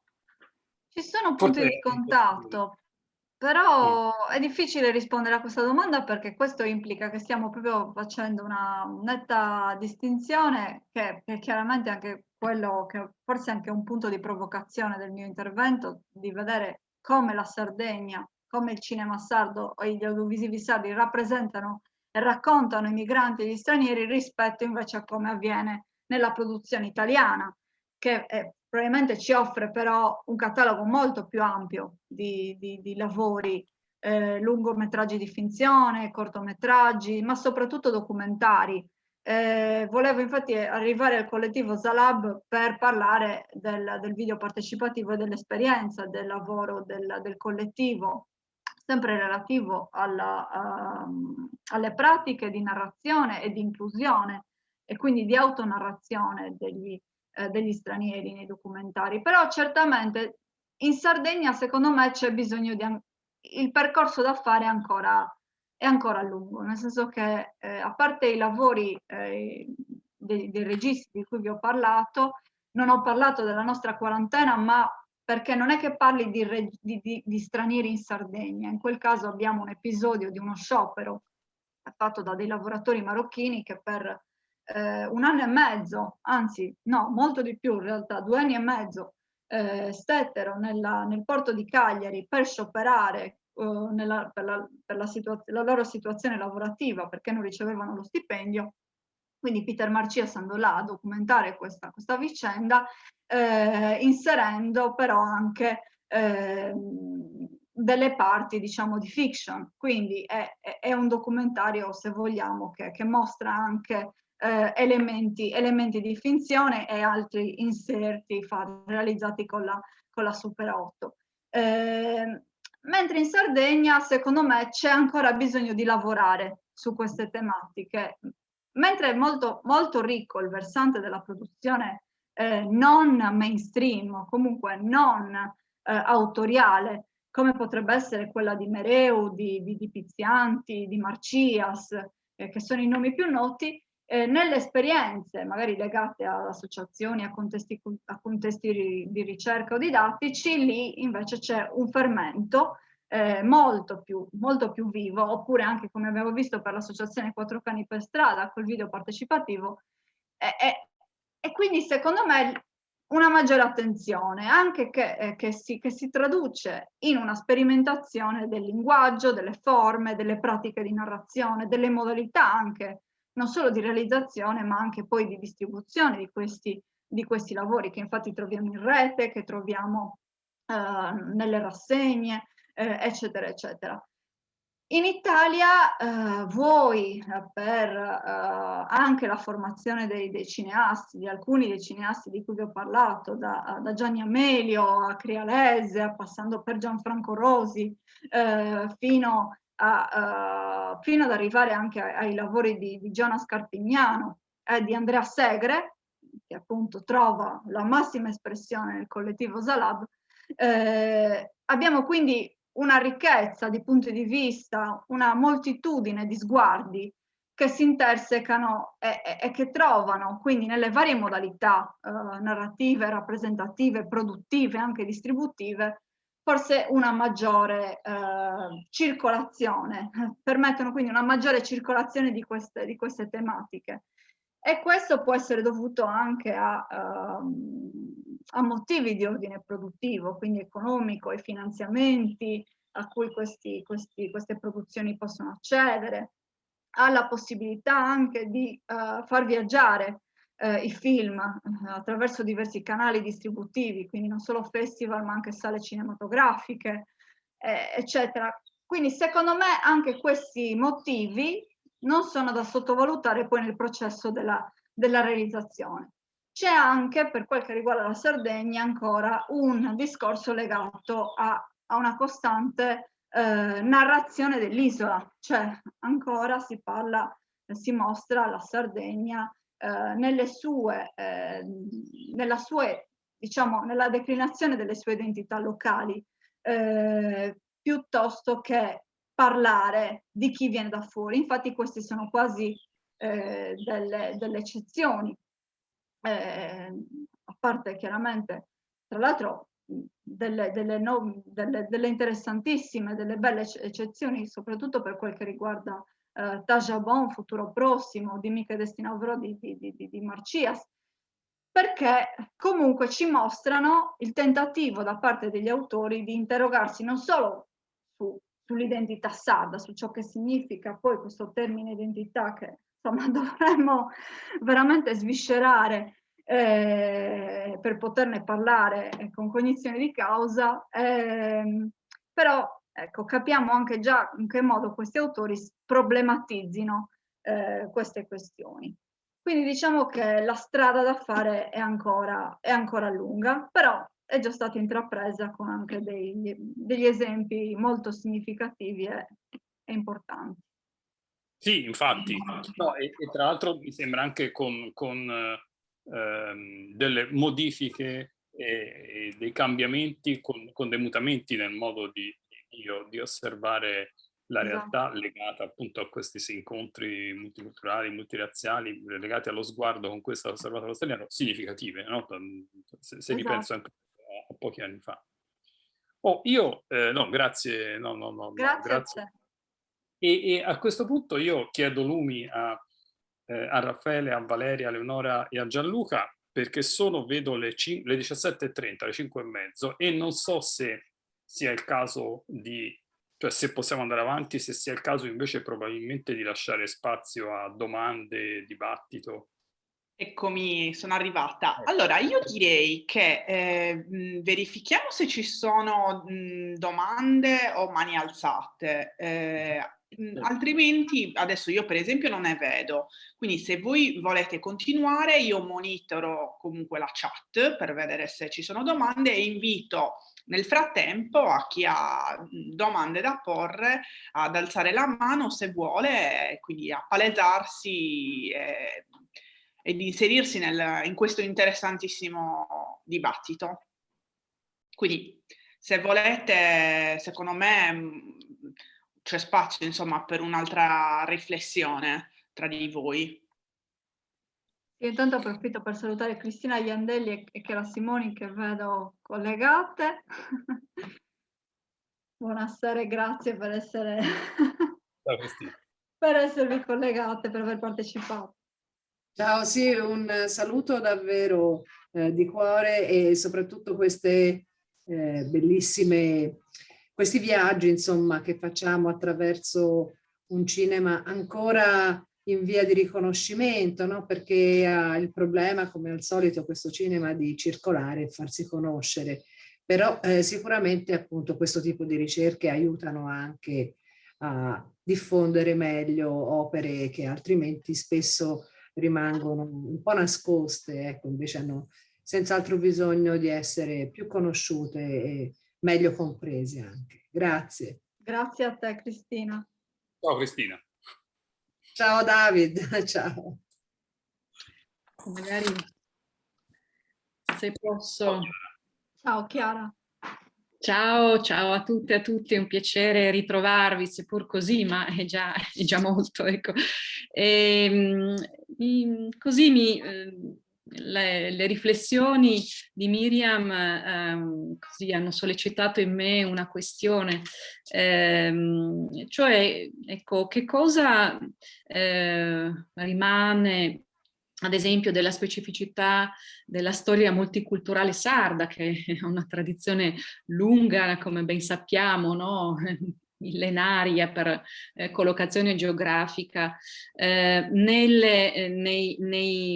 film, nelle opere che affrontano questo tema del multiculturalismo, però in un contesto contemporaneo come quello di globalizzazione, cioè che cosa che cosa è rimasto di questa esperienza storica della Sardegna nelle rappresentazioni cinematografiche contemporanee.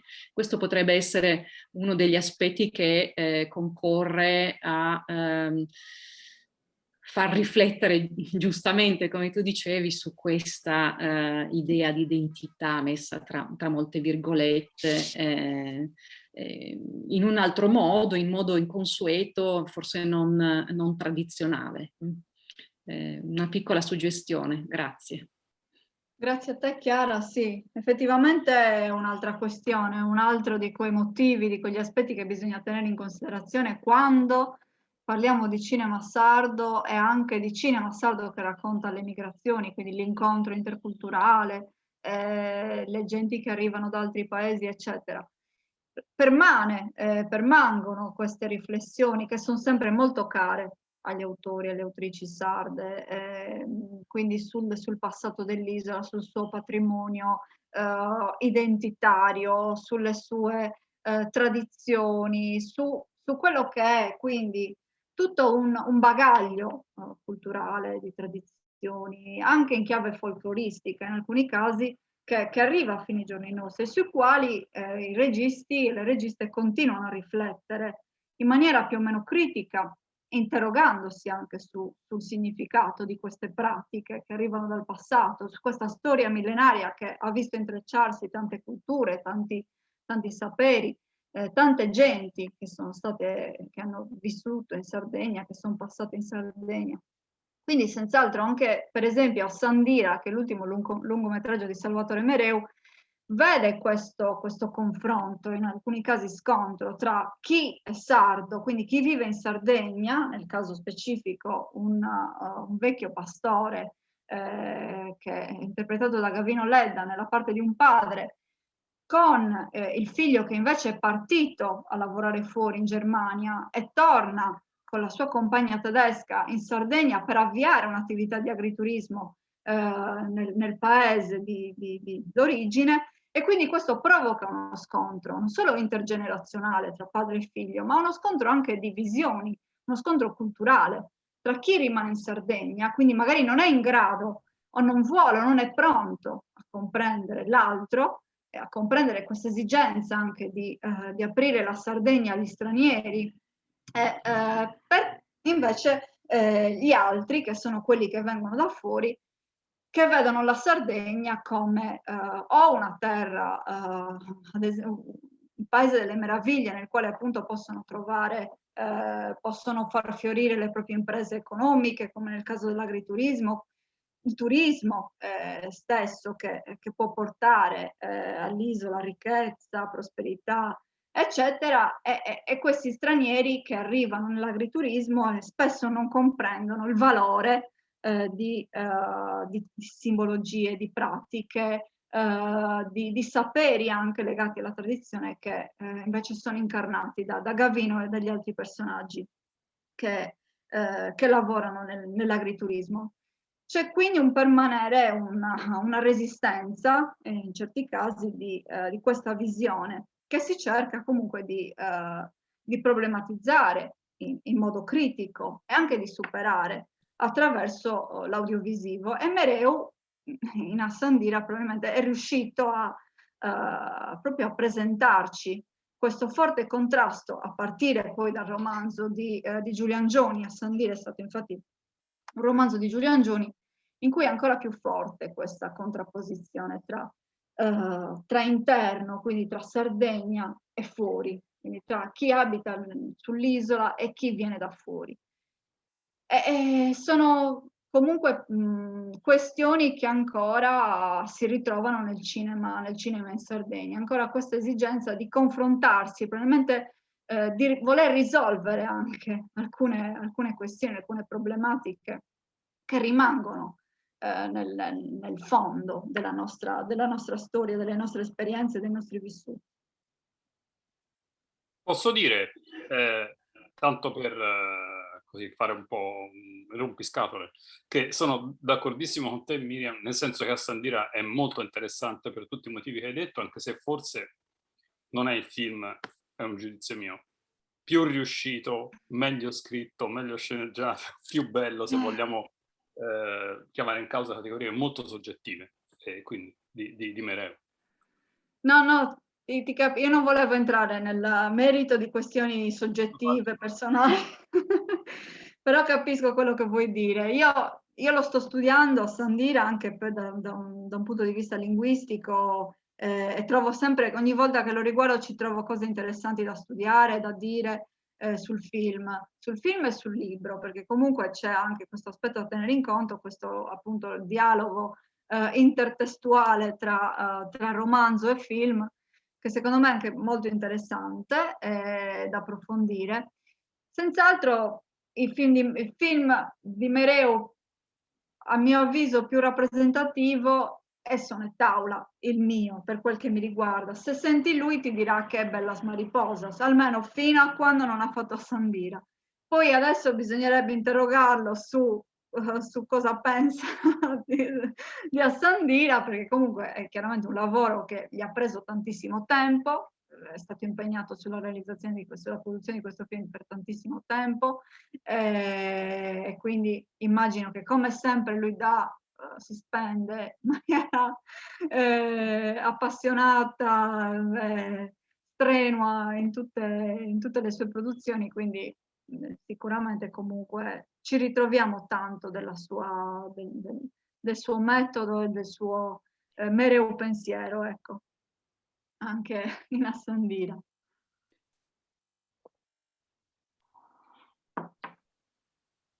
Volevo intervenire io se non c'era qualcun altro prima, non so, Eleonora, se hai visto altre mani Guarda, alzate. sì, c'è Gianluca Gaias che vorrebbe Allora intervengo intervenire dopo. ma non riesce ad alzare la mano, quindi se vuole intervenire Gianluca.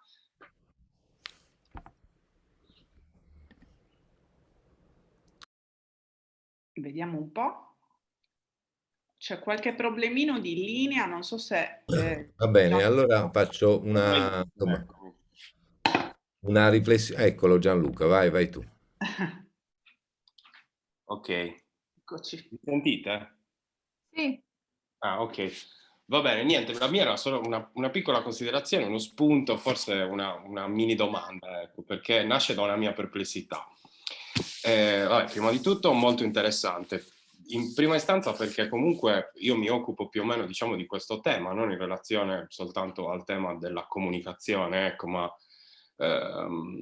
piuttosto per quanto riguarda la geografia, quindi il territorio urbano, gli spazi urbani e la presenza di comunità straniere negli spazi urbani in generale, ma più in esteso, diciamo, sulle migrazioni transnazionali. Ecco, una premessa doverosa è che io non ho visto i film, ho visto solo parti di questi film, alcune cose, ho letto qualcosa, anzi grazie perché così li conosco meglio e ho una bibliografia alla quale riferirmi, però da queste cose che ho visto, dalle cose che ho visto, dalla stessa prospettiva che io ho adottato spesso per riferirmi alla figura dello straniero, migrante, immigrato, insomma, le diverse categorizzazioni che questa figura poi implica,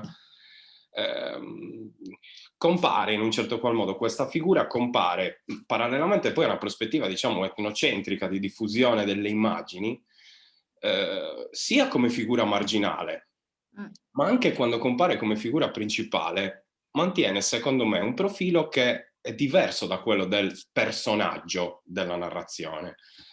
Perché? Perché, mi spiego meglio, forse nel cinema la figura del migrante o dello straniero, diciamo, al di là dell'essere esso stesso, come possiamo definirlo, il corpo rappresentativo, inteso proprio come corporeità, come fisicità di una data cultura o di una data appartenenza, non fa forse parte integrante di quella società che si vorrebbe raffigurare come multiculturale, interculturale o plurale. Ecco. Quindi con identità, tornando alla discussione del termine identità culturale che andrebbe sicuramente rivisto, intendo proprio paese di origine o paese di provenienza, quindi c'è un riferimento geografico forte a questa cosa. E una cosa che mi sembra di notare, anche rispetto a quello che hai detto tu, e questa qui è la questione, ti chiedo se sei d'accordo magari di farmi anche qualche, se puoi, esempio, è che invece questa figura dello straniero sia veicolata diversamente in altre tipologie di narrazioni audiovisuali, quindi sempre all'interno di certe visioni stereotipate, diciamo, ma sia più partecipe della scena come personaggio, come corpo rappresentativo nella fiction o in televisione, nel senso che figure quotidiane come possono essere, non so, il poliziotto, il fruttivendolo, il passeggero di un bus, insomma un passante, mi pare di ritrovare in queste figure come la figura stessa dello straniero attraverso un processo di normalizzazione, ecco, di quotidianizzazione, diciamo, di questa sua percezione all'interno della narrazione audiovisuale. Ecco, non so se sei d'accordo, questa era la considerazione, grazie. Grazie a te Gianluca. Ti riferisci al cinema in Sardegna o in generale al cinema italiano? In generale, più una prospettiva generale, ecco. Anche questo dipende dai film, dipende dai film, dagli autori, dai contesti di produzione, dalle modalità, perché se andiamo a vedere ad esempio il video partecipativo c'è, soprattutto nel collettivo Zalab, c'è sempre il tentativo, la ricerca e la volontà di includere lo straniero attraverso i suoi racconti, quindi di non farlo percepire come una presenza extra rispetto al discorso narrativo, comunque un corpo su cui riflettere o da problematizzare o da presentare da diverse prospettive, che poi sono quelle della criminalizzazione, il pietismo, la compassione, eccetera, eccetera. comunque sempre categorie che si dotano di un punto di vista che è nostro, chiaro, perché non è... invece per quel che riguarda questi lavori c'è la volontà di dare a loro la parola e di dare a loro gli strumenti proprio materiali per potersi raccontare, per essere non solo testimoni ma anche autori di queste pratiche discorsive. Effettivamente nella fiction, specialmente quella più, diciamo, più datata, poi anche lì cambia a seconda del film, il migrante, lo straniero, ha sempre assunto dei ruoli, quelli secondari, di comparsa, quasi slegato, comunque quasi isolato rispetto alla comunità stessa, come se fosse proprio una sorta di elemento, di orpello che viene messo là per dare colore locale, magari o colore internazionale, per dire ok, ci sono i migranti, come nel caso di Tutto torna. Tutto torna, alla fine i migranti sono figure di sfondo, perché i protagonisti sono sardi, quindi in questo senso quel film non è riuscito perché, o comunque dalla mia prospettiva, dal mio punto di vista, perché non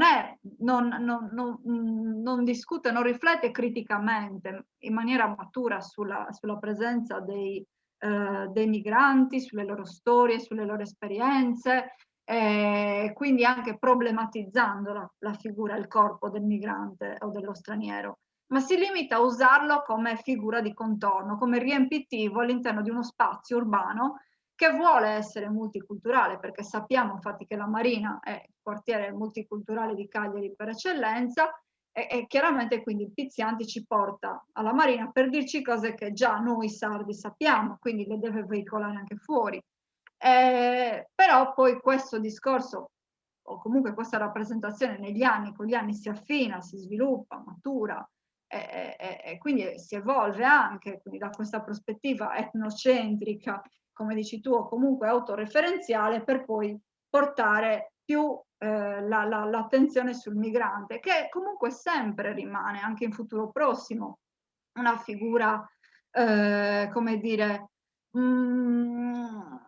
che è sradicato, comunque non appartiene al tessuto sociale. C'è sempre questo problema, c'è sempre questo scontro, questo conflitto fra noi e loro. Cioè viene sempre messo un trattino, viene sempre messo una barriera, un confine tra noi, quindi tra le persone nate e cresciute in Sardegna, sardi, diciamo, da generazioni, invece chi arriva e chi anche stando qua da anni non è ancora percepito come sardo. Quindi c'è sempre questa distanza, ecco. Sì, sono d'accordo. E banalmente anche, non so, aggiungo proprio questa cosina, è di tempi più recenti, infatti sono diverse le proposte di inserire, e questa è una cosa, cioè, che insomma fa, tra virgolette, sorridere, però anche in nome di un certo forse politicamente corretto, di una revisione dell'immagine appunto che viene veicolata attraverso il mezzo audiovisuale, quindi magari di inserire dei personaggi anche in chiave di revisione di alcuni prodotti audiovisuali che personaggi neri, diciamo, o di carnagione scura, piuttosto che, non mi ricordo, forse da poco ho sentito Il principe di Biancaneve, una cosa del genere. Sono sempre figure che non rientrano nell'immaginario collettivo, quindi in un certo modo anche vedere in un film, in una fiction, in una serie TV, un personaggio che ha un determinato ruolo e quindi si collega a un determinato status sociale, fondamentalmente, è una cosa che diciamo rimbalza questa prospettiva e quindi non ti posso dire, decostruisce questo immaginario e crea un certo scompenso nella visione, ecco.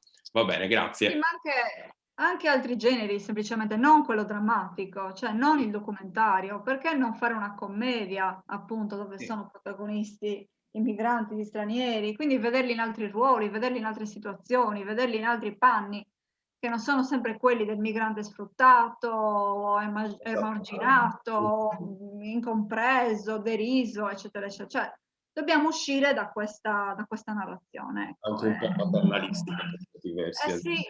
Sì, continua a essere un po' questa la visione, esatto.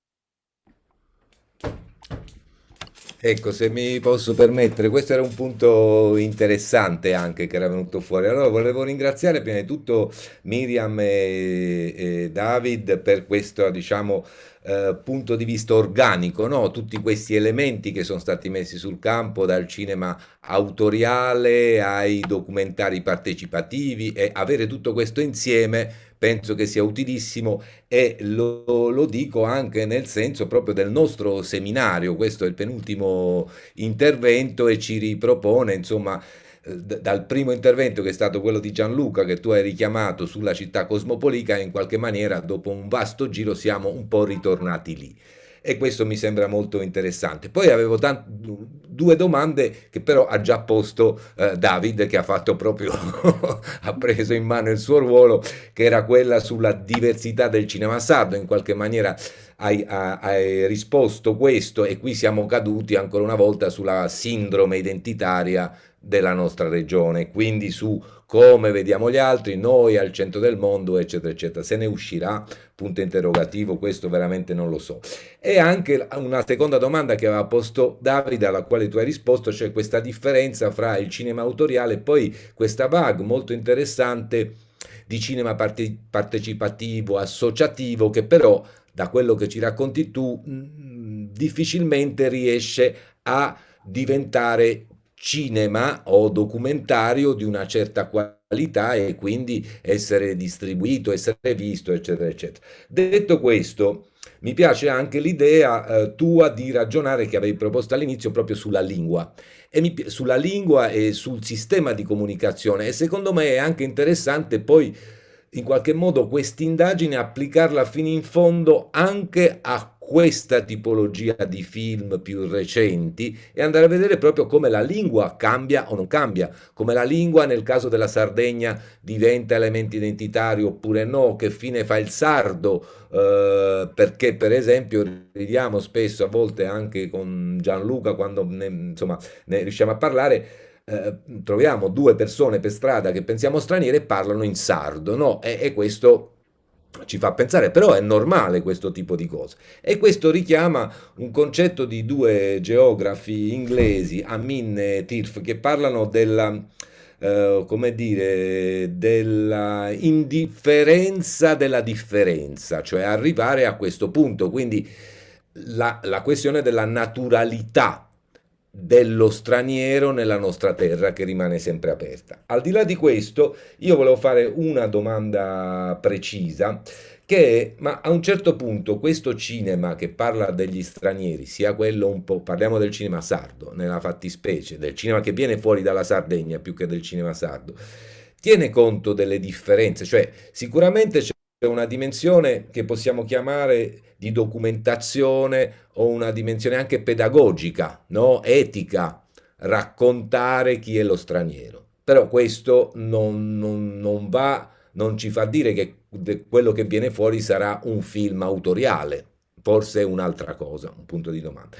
Secondo elemento, un po' più tecnico possiamo dire, che richiama sia la questione delle emozioni che raccontavi tu, cioè e basta con queste storie che parliamo degli stranieri e dobbiamo per forza piangere. Esiste anche l'allegria, ma senza arrivare a tolo tolo, voglio dire, cioè con un racconto nel quale c'è una normalità delle emozioni, però si mette anche questo e non solo il dramma, si mette l'allegria, appunto, l'autoironia in avanti, eccetera, eccetera. E altro punto, invece, la differenza all'interno delle generazioni degli stranieri, fra un'emigrazione che in Sardegna ormai ha 30 anni, consolidata, hai raccontato, ci hai dato anche delle cifre, parliamo dei marocchini, parliamo dei senegalesi, parliamo delle componenti che vengono dall'Europa dell'Est, eccetera, eccetera. Le generazioni che sono nate qui, che si sentono italiani, oppure no, non lo so, penso a un ragazzino cinese che è arrivato qui a 2 anni, non so se si sente italiano o me, si sente italiano o meno, e poi le nuove generazioni e magari anche i conflitti interni alle comunità straniere, cioè entrare un attimo nel merito se questa cinematografia, questo interesse entra nel merito di tutto questo, non solo microcosmo, di questo mondo. Va bene, mi fermo qua. Forse potremmo raccogliere qualche altra domanda prima che tu possa rispondere, propongo semplicemente.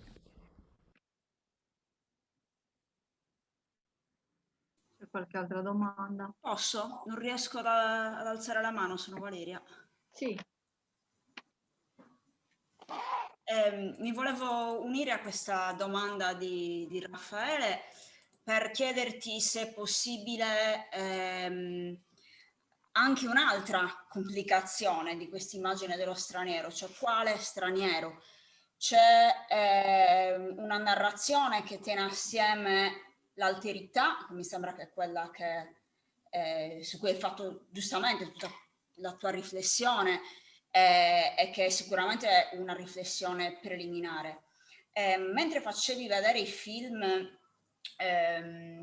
italiani, e tra l'altro indicavi il 2011 come anno in cui c'è stato un particolare interesse, che credo anche legato alla particolare situazione, perché il 2011 è l'anno della nuova legge sulle espulsioni.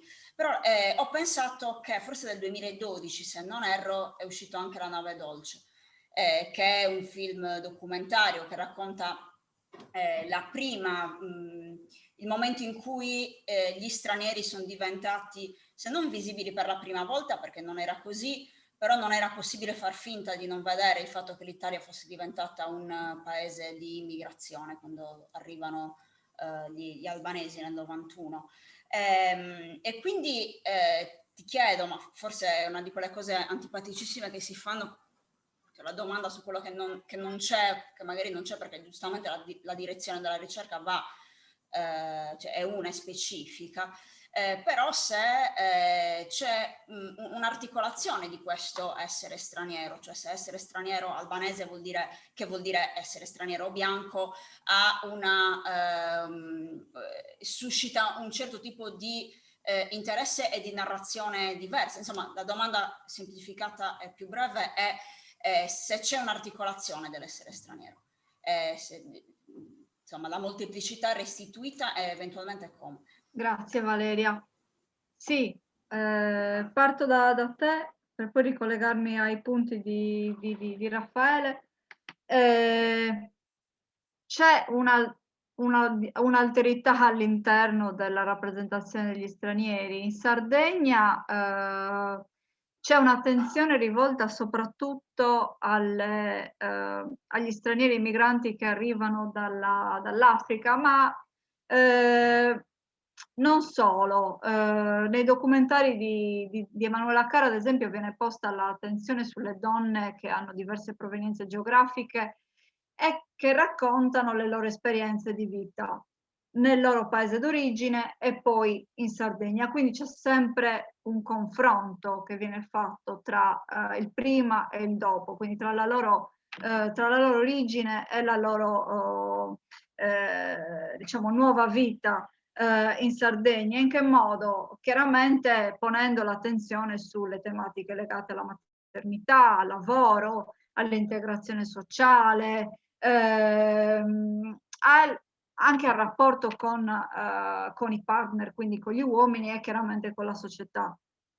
In questo modo diventano visibili le loro storie, i loro volti, anche le loro lingue, perché spesso vengono utilizzate le lingue, cioè gli stranieri o le persone comunque coinvolte all'interno di questi documentari parlano le loro lingue, quindi c'è anche un'attenzione rivolta per la dimensione linguistica che va oltre quindi questa visione circoscritta alla realtà sarda per voler appunto ampliare i propri confini.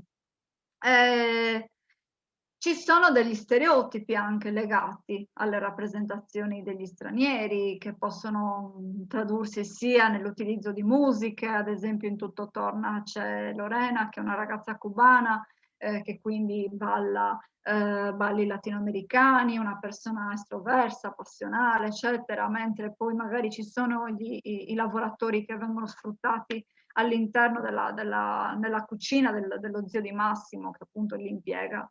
In nero li troviamo pakistani, troviamo africani, di vari paesi, eccetera. Quindi c'è comunque sempre una differenziazione, ma appiattita di queste figure, anche nella loro dimensione culturale, nella loro dimensione linguistica. Possiamo trovare una maggior come dire, complessità in Dimmi che destino avrò, in cui c'è un tentativo da parte del protagonista di dialogare, di comprendere, quindi di conoscere la comunità rom dalla quale proviene Alina, quindi un ispettore, un commissario di polizia che sta svolgendo delle indagini, si ritrova nel campo rom di Quartu. Quindi ci sono anche lì delle inserzioni, degli inserimenti delle scene quasi documentaristiche che spezzano quindi la narrazione di finzione per presentarci dei personaggi che sono i ragazzini soprattutto, che parlano della loro esperienza di sardi, cioè loro si sentono sardi, italiani o comunque sono nati qua e quindi si sentono appartenenti a questa società, a questo territorio. Quindi troviamo in loro anche una sorta di identità del luogo che è richiamata anche nello studio di Silviaro e Marcello Tanca. L'alterità quindi si mostra nel cinema, ma non sempre in maniera molto, diciamo, articolata, complessa, stratificata. A volte sembra quasi volerci presentare lo straniero, l'altro, come ce lo aspettiamo, cioè come ci è stato sempre raccontato, quindi dai mezzi di comunicazione, quindi attraverso queste pratiche, attraverso questi discorsi, attraverso le stesse tematiche o le stesse tipologie di narrazione, che sono quelle poi veicolate dai mass media, le ritroviamo spesso nel cinema, nonostante poi si cerchi di presentarci diversi punti di vista, di presentarci l'alterità da diverse prospettive. Mi è piaciuto molto quello che ha detto Raffaele a proposito della differenza, dell'indifferenza della differenza, cioè del non riuscire più a percepire quella che è la differenza, perché il tessuto sociale è talmente variegato, è talmente stratificato e ricco, che noi stessi che ci abitiamo non siamo più in grado di percepire le differenze, mentre ancora chiaramente queste cose noi le sentiamo. Sì, poi io mi sono concentrata su quei film, vi ho messo l'attenzione sui film del 2011 perché sono proprio quelli, è stato proprio quel periodo in cui sono state varate le nuove leggi sull'immigrazione, appunto durante, se non sbaglio, 2008 del governo Berlusconi, erano proprio le leggi del governo Berlusconi del 2008 che quindi si traducono qualche anno dopo poi nella messa in scena di queste problematiche poi nel cinema. La nave dolce di Daniele Vicari, sì, giustamente hai fatto bene a ricordarlo, non potevo inserire tutto, anche se poi inizia forse con Amelio, con l'America, la prima, diciamo, rappresentazione cinematografica degli albanesi in Italia, che chiaramente poi parliamo di 12 anni, no, molto di più, 22 anni dopo, si stratifica, si complica, quindi con il documentario di Daniele Vicari che chiaramente fa un ulteriore percorso rispetto a quello intrapreso da Gianni Amelio, che è un film di finzione, che ancora ci presenta lo straniero, in questo caso l'albanese, nei panni di uno che sta sfuggendo dal proprio paese per cercare in Italia riscatto o comunque un futuro migliore rispetto a quello che lo attenderebbe in patria. E quindi comunque ci presenta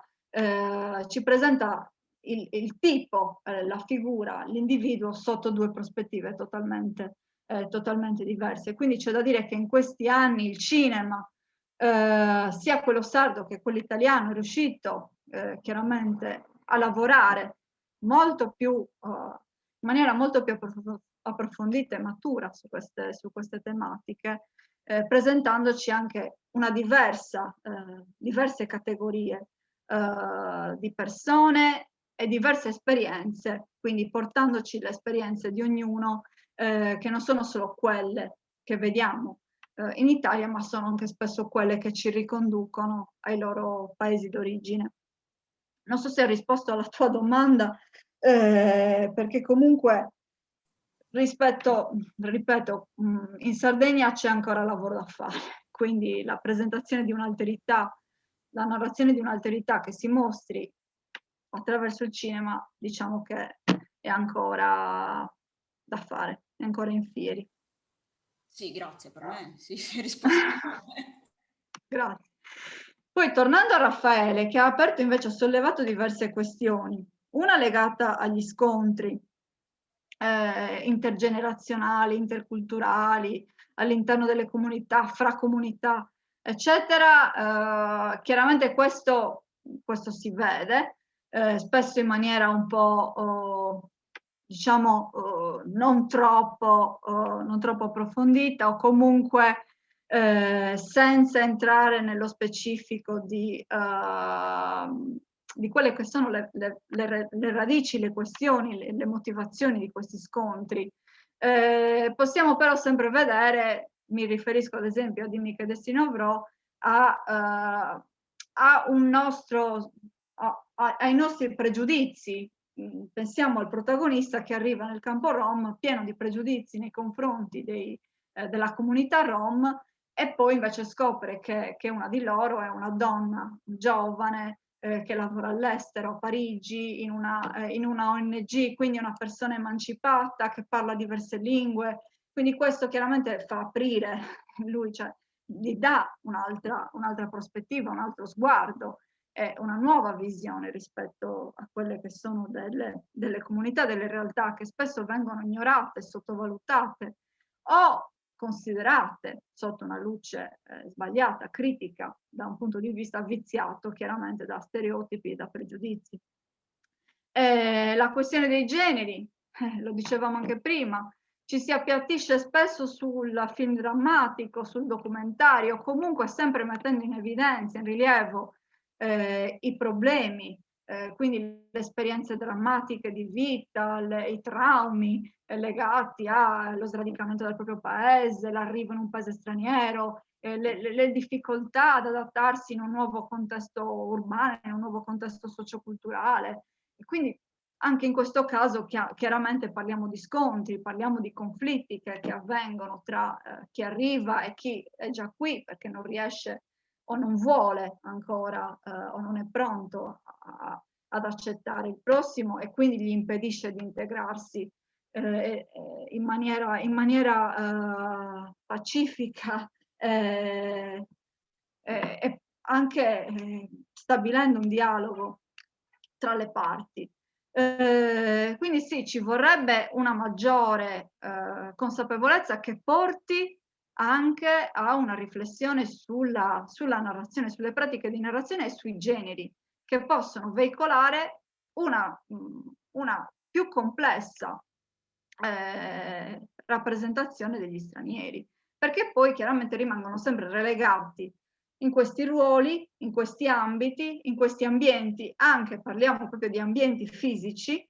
Infatti a Cagliari sono sempre quelli gli ambienti in cui li vediamo muoversi, o la marina, il porto, il Poetto, quindi zone sempre di mare, zone del centro storico, cioè non li vediamo integrati pienamente come può essere, che ne so, un commesso della Lidl,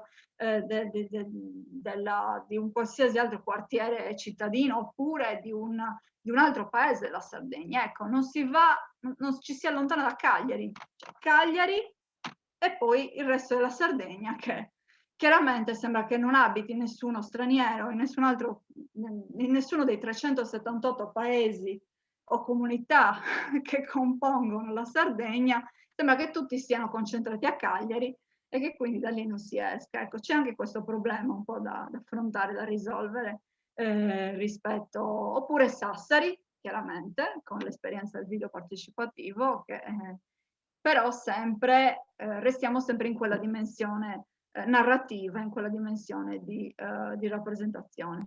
Mentre mi sembra che proprio Olbia sia una città, a guardare i dati, molto interculturale, con una presenza molto alta rispetto alla Sì. percentuale di abitanti, che è interessante, oppure le nuove realtà dei paesi dell'interno, che cosa vogliono dire le nuove comunità che stanno lì, eccetera. Quindi anche dal punto di vista semplicemente documentario, di narrare che cosa succede, non è messa a fuoco una realtà complessa anche della Sì, Sardegna. sì, esatto, anche geograficamente diciamo che tutti questi altri spazi, realtà, città, paesi sono proprio esclusi da questo discorso. Quindi ci si concentra su Cagliari, sul capoluogo, anche perché per ovvi motivi legati a produzioni, alla riconoscibilità del luogo, alle maggiori possibilità, opportunità anche di girare in ambienti urbani, in contesti urbani. Effettivamente Olbia manca dal panorama cinematografico sardo, ma manca anche Sassari, c'è pochissimo Sassari nel cinema in Sardegna. Negli ultimi anni sono stati prodotti diversi film di registi sassaresi, mi vengono in mente soprattutto i film di Bonifacio Angius, che sono Perfidia e Ovunque proteggimi, che sono ambientati a Sassari e quindi portano l'attenzione sulla realtà urbana cittadina di Sassari, soprattutto sul disagio dei suoi abitanti, mentre Olbia o tantissime altre zone restano totalmente scoperte o comunque non incluse in questa narrazione. Avevi sollevato anche un altro problema, Raffaele, che non mi sono segnata, scusami, il primo punto su cui mi hai chiesto di esprimermi. Penso che ti avevi risposto anche precedentemente, era sulla differenza sempre insomma, sulla dimensione, come dire, fra la dimensione documentaria e la dimensione autoriale, però avevi già Ecco, risposto prima a esatto. David, diciamo, questo salto di scala e della difficoltà, insomma, ce l'hai raccontato, grazie. Grazie a te.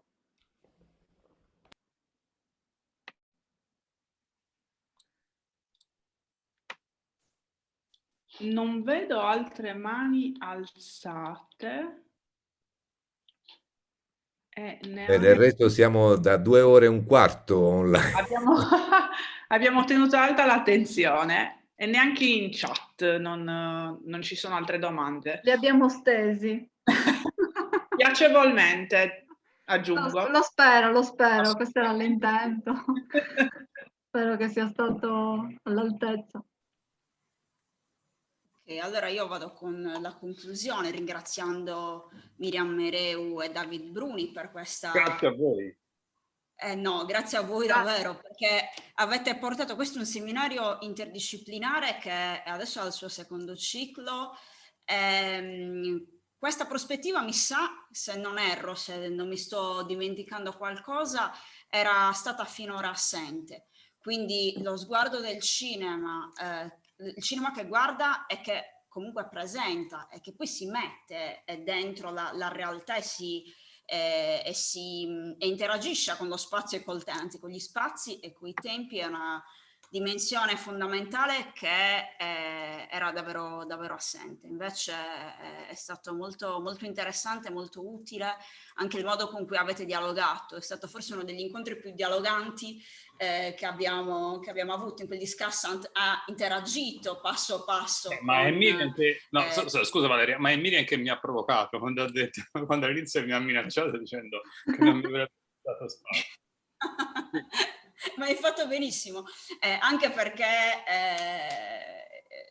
secondo me diventa anche più facile seguire e seguirvi, perché hai svolto anche il ruolo di colui che poneva un problema nel momento in cui lo vedeva fare capolino nel discorso di Miriam Mereu, quindi no, è stato veramente molto interessante sia per il tema sia per l'approccio disciplinare e scientifico, sia per la modalità con cui avete posto alla nostra attenzione la questione dell'immigrazione straniera e del rapporto col cinema sardo e italiano. In realtà il tema è enorme, per come l'hai posto, Miriam, anche questa questione dell'alterità rispetto alla sardità, che è un'altra cosa, rispetto No, è un tema no, interessante. non entriamo nell'ambito della sardità perché non ne usciamo vivi. No, non usciamo vivi, soprattutto non adesso, però è un tema molto stimolante. Quindi vi ringrazio voi due, Miriam Mereu e David Bruni, ringrazio tutte le persone che hanno seguito il seminario, sono arrivate anche insomma, a 2 ore e un quarto dall'inizio. Come diceva Raffaele Cattedra, questo è il penultimo incontro del secondo ciclo della Città Cosmopolita. Il ciclo si chiuderà il 22 di giugno con l'ultimo incontro che vedrà Angela Biancofiore discutere con Francesco Bacchis. Il tema è l'etica della cura nella città cosmopolita, pratiche di inclusione e di trasformazione. Quindi vi do appuntamento al 22 giugno e auguro buon pomeriggio a tutte e tutti. Grazie Valeria. Grazie Valeria.